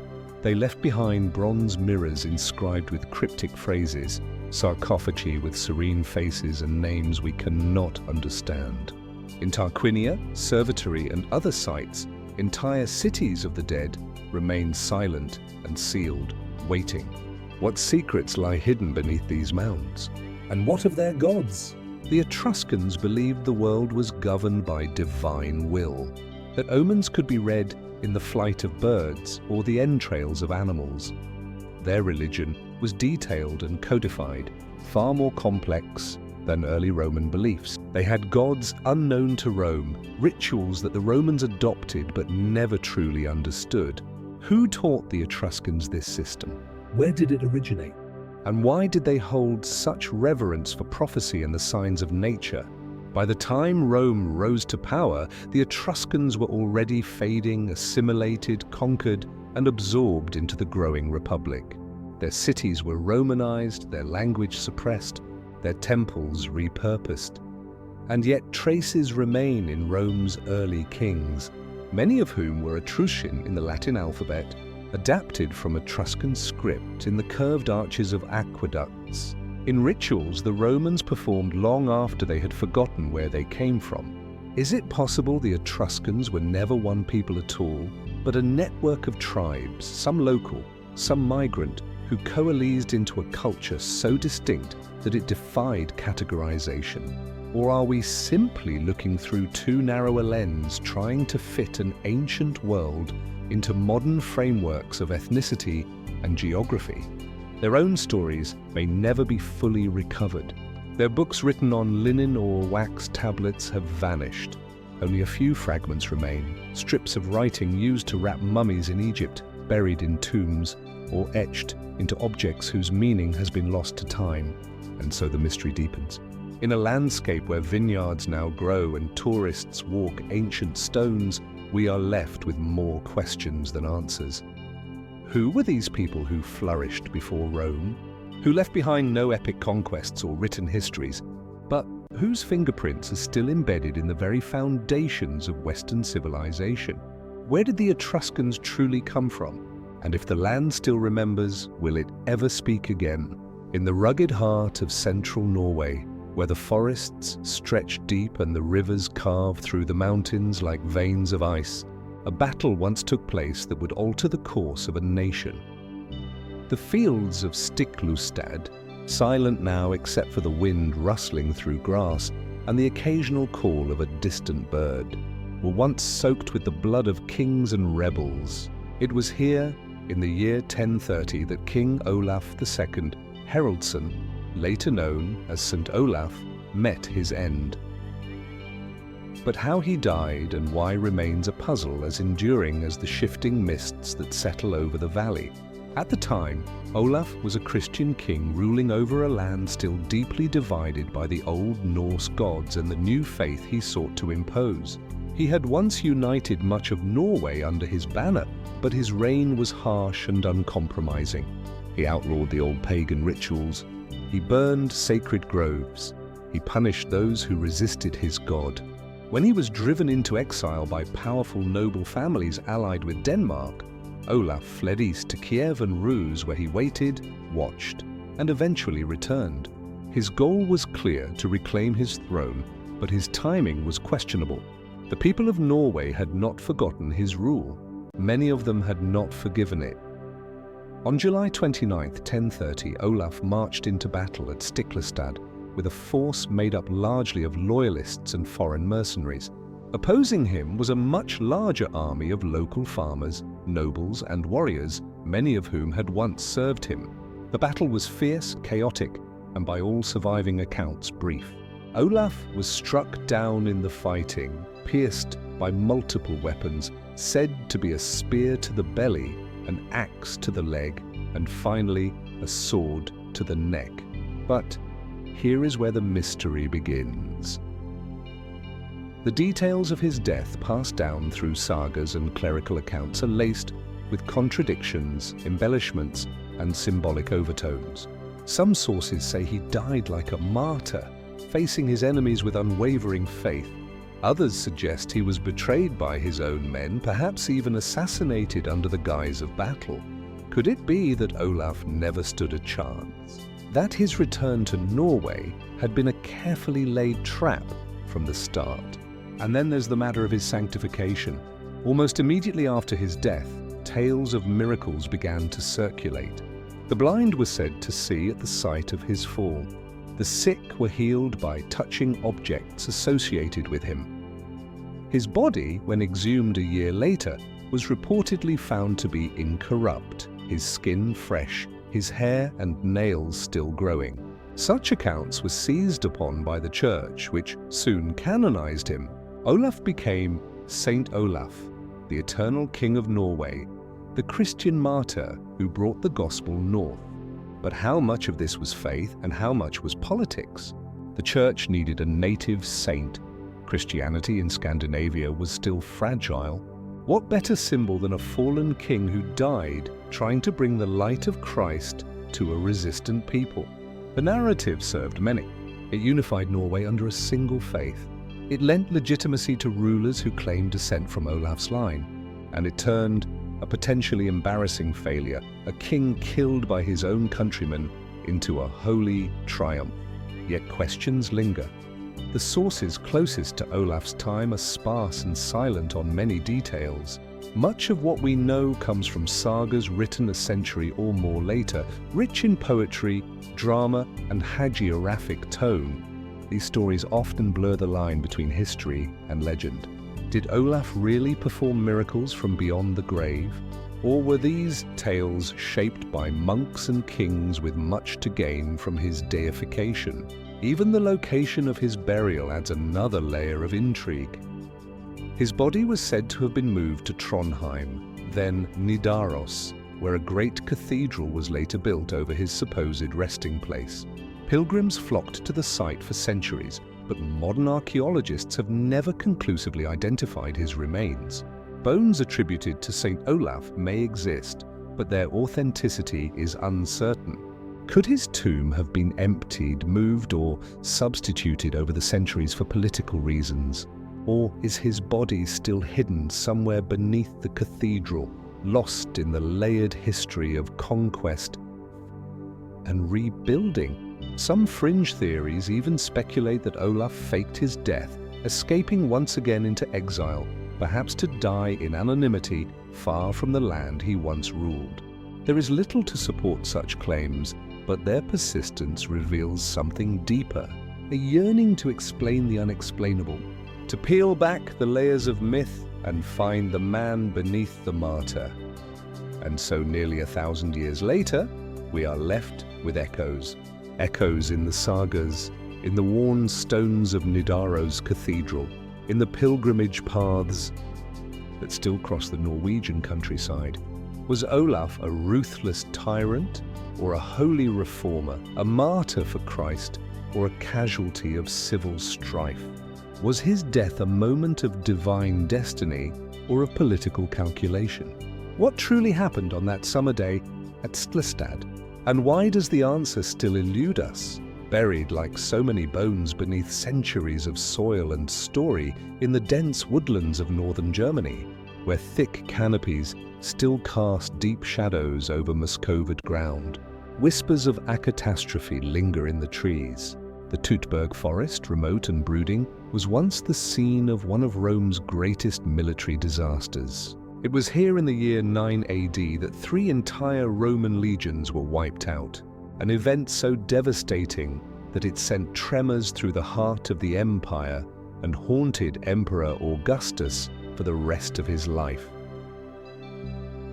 Among the many losses suffered that day was something more than men, more than armor and weaponry. It was a symbol, one of the most sacred objects in Roman military tradition. The battle standard, the aquila, an eagle cast in gold, carried at the head of each legion, revered not merely as a rallying point, but as the very soul of Rome's military might.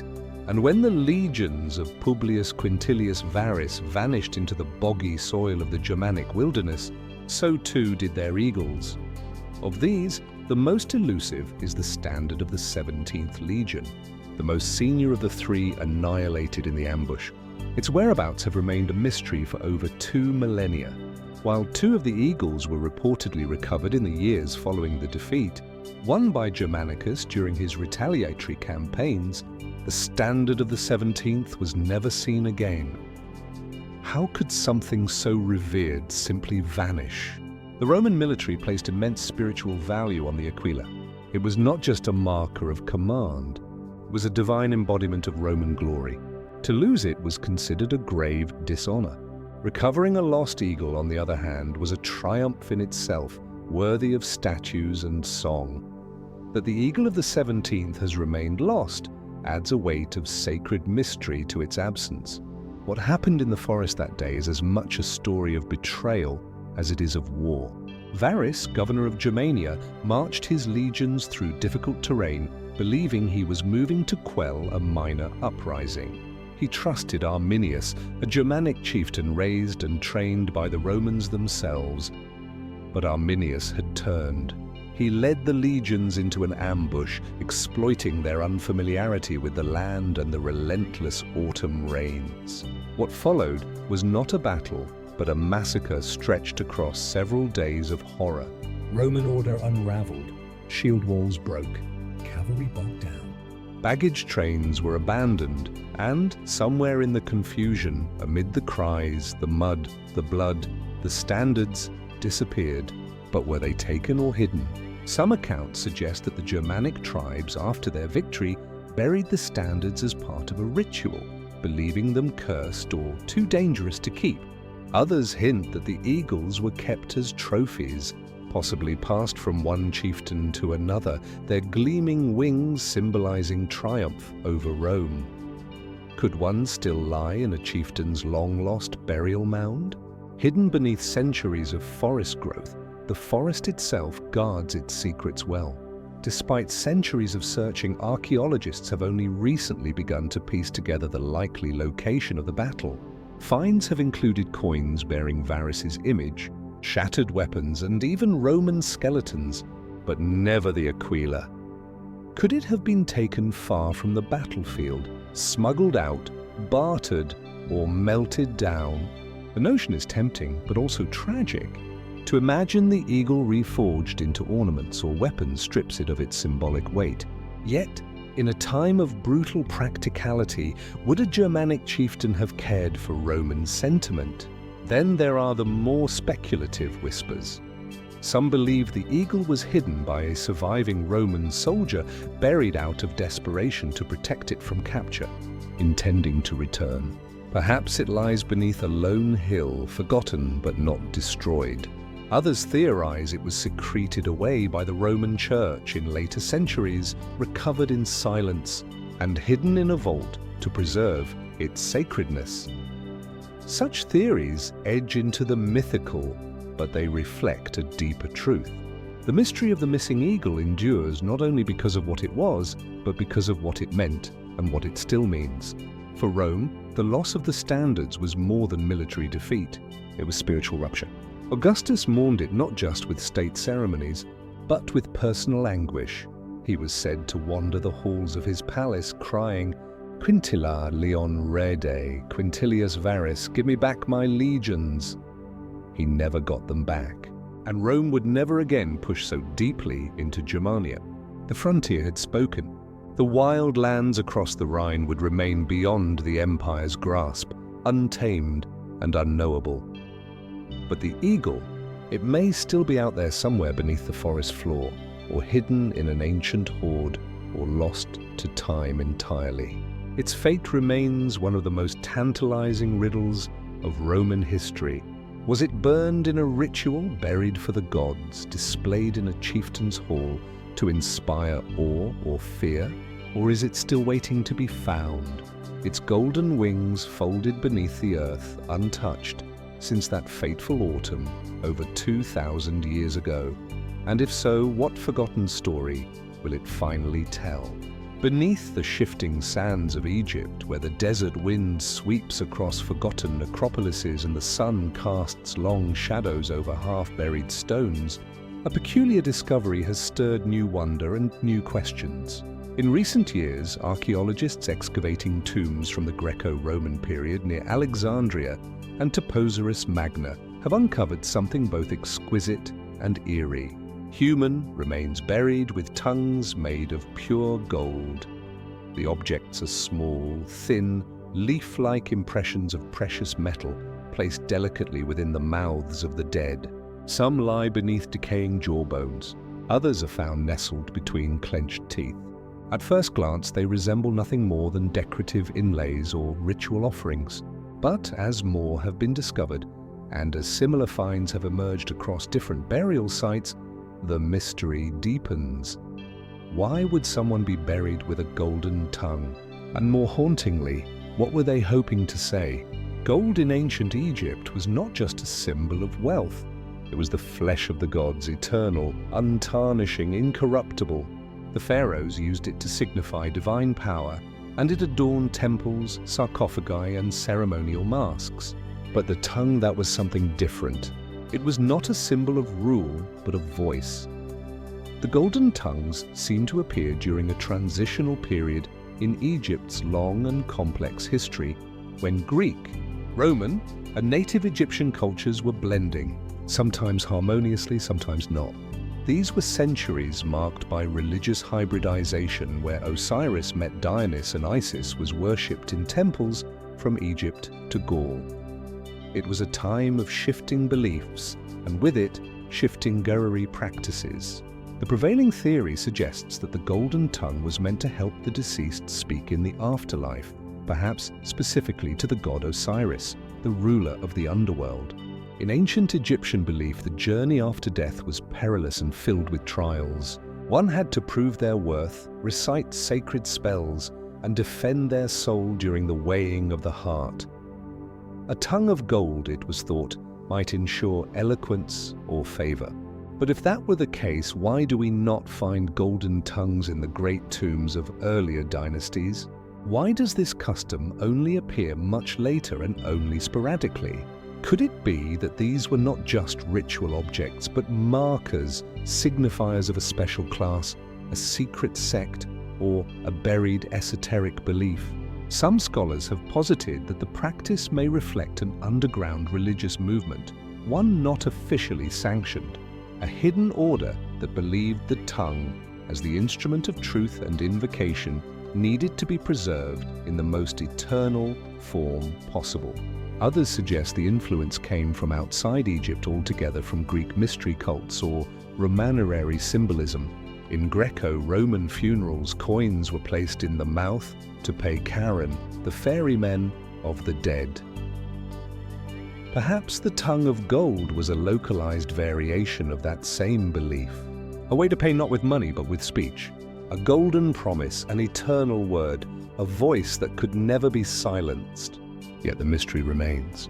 Only a handful of these artifacts have been found, and they vary slightly in design and placement. Some are carefully shaped to fit the human tongue, others are roughly cut, almost improvised. Were these custom-made for elite individuals, or hurriedly prepared for those whose families feared their loved one might be left voiceless in the afterlife? Even stranger, some of the burials include mummies with golden eye plaques and golden scarabs placed on the chest. In one case, a perfectly preserved mask made of gold leaf covered the face entirely, leaving only the tongue to glimmer from beneath. Was this a language of symbols, a coded message for the gods or for the dead themselves? Modern analysis reveals that the tongues are made from high-quality gold, hammered thin and often shaped by hand. No inscriptions, no writing, just the smooth, featureless surface of precious metal, silent yet unmistakably present. The dead, it seems, had something important to say, but what was it? A plea, a confession, a final declaration of love, loyalty, or penance? Or was it protection, ensuring that no matter what horrors waited on the other side, the bearer could speak clearly, powerfully, and in a language even the gods could not ignore? One cannot help but imagine the burial itself, a quiet chamber lit by flickering oil lamps, the hush of priests chanting spells from the Book of the Dead, a grieving family watching as a tongue of gold is placed beneath the lips of someone they once knew. Perhaps they believed in that moment that their loved one would speak not as a shadow, but as a being of light, golden, eternal, unforgotten. Today, these tongues rest in museum cases or excavation crates. They no longer speak, but they still whisper of forgotten rituals, lost beliefs, and a civilization that understood death not as silence, but as transformation. And so the mystery lingers. Why were these tongues given to the dead? What did they hope to say, and to whom? And most intriguingly, what might still lie buried beneath the sands, waiting to reveal not just a golden object, but a golden voice, long silenced, but never forgotten.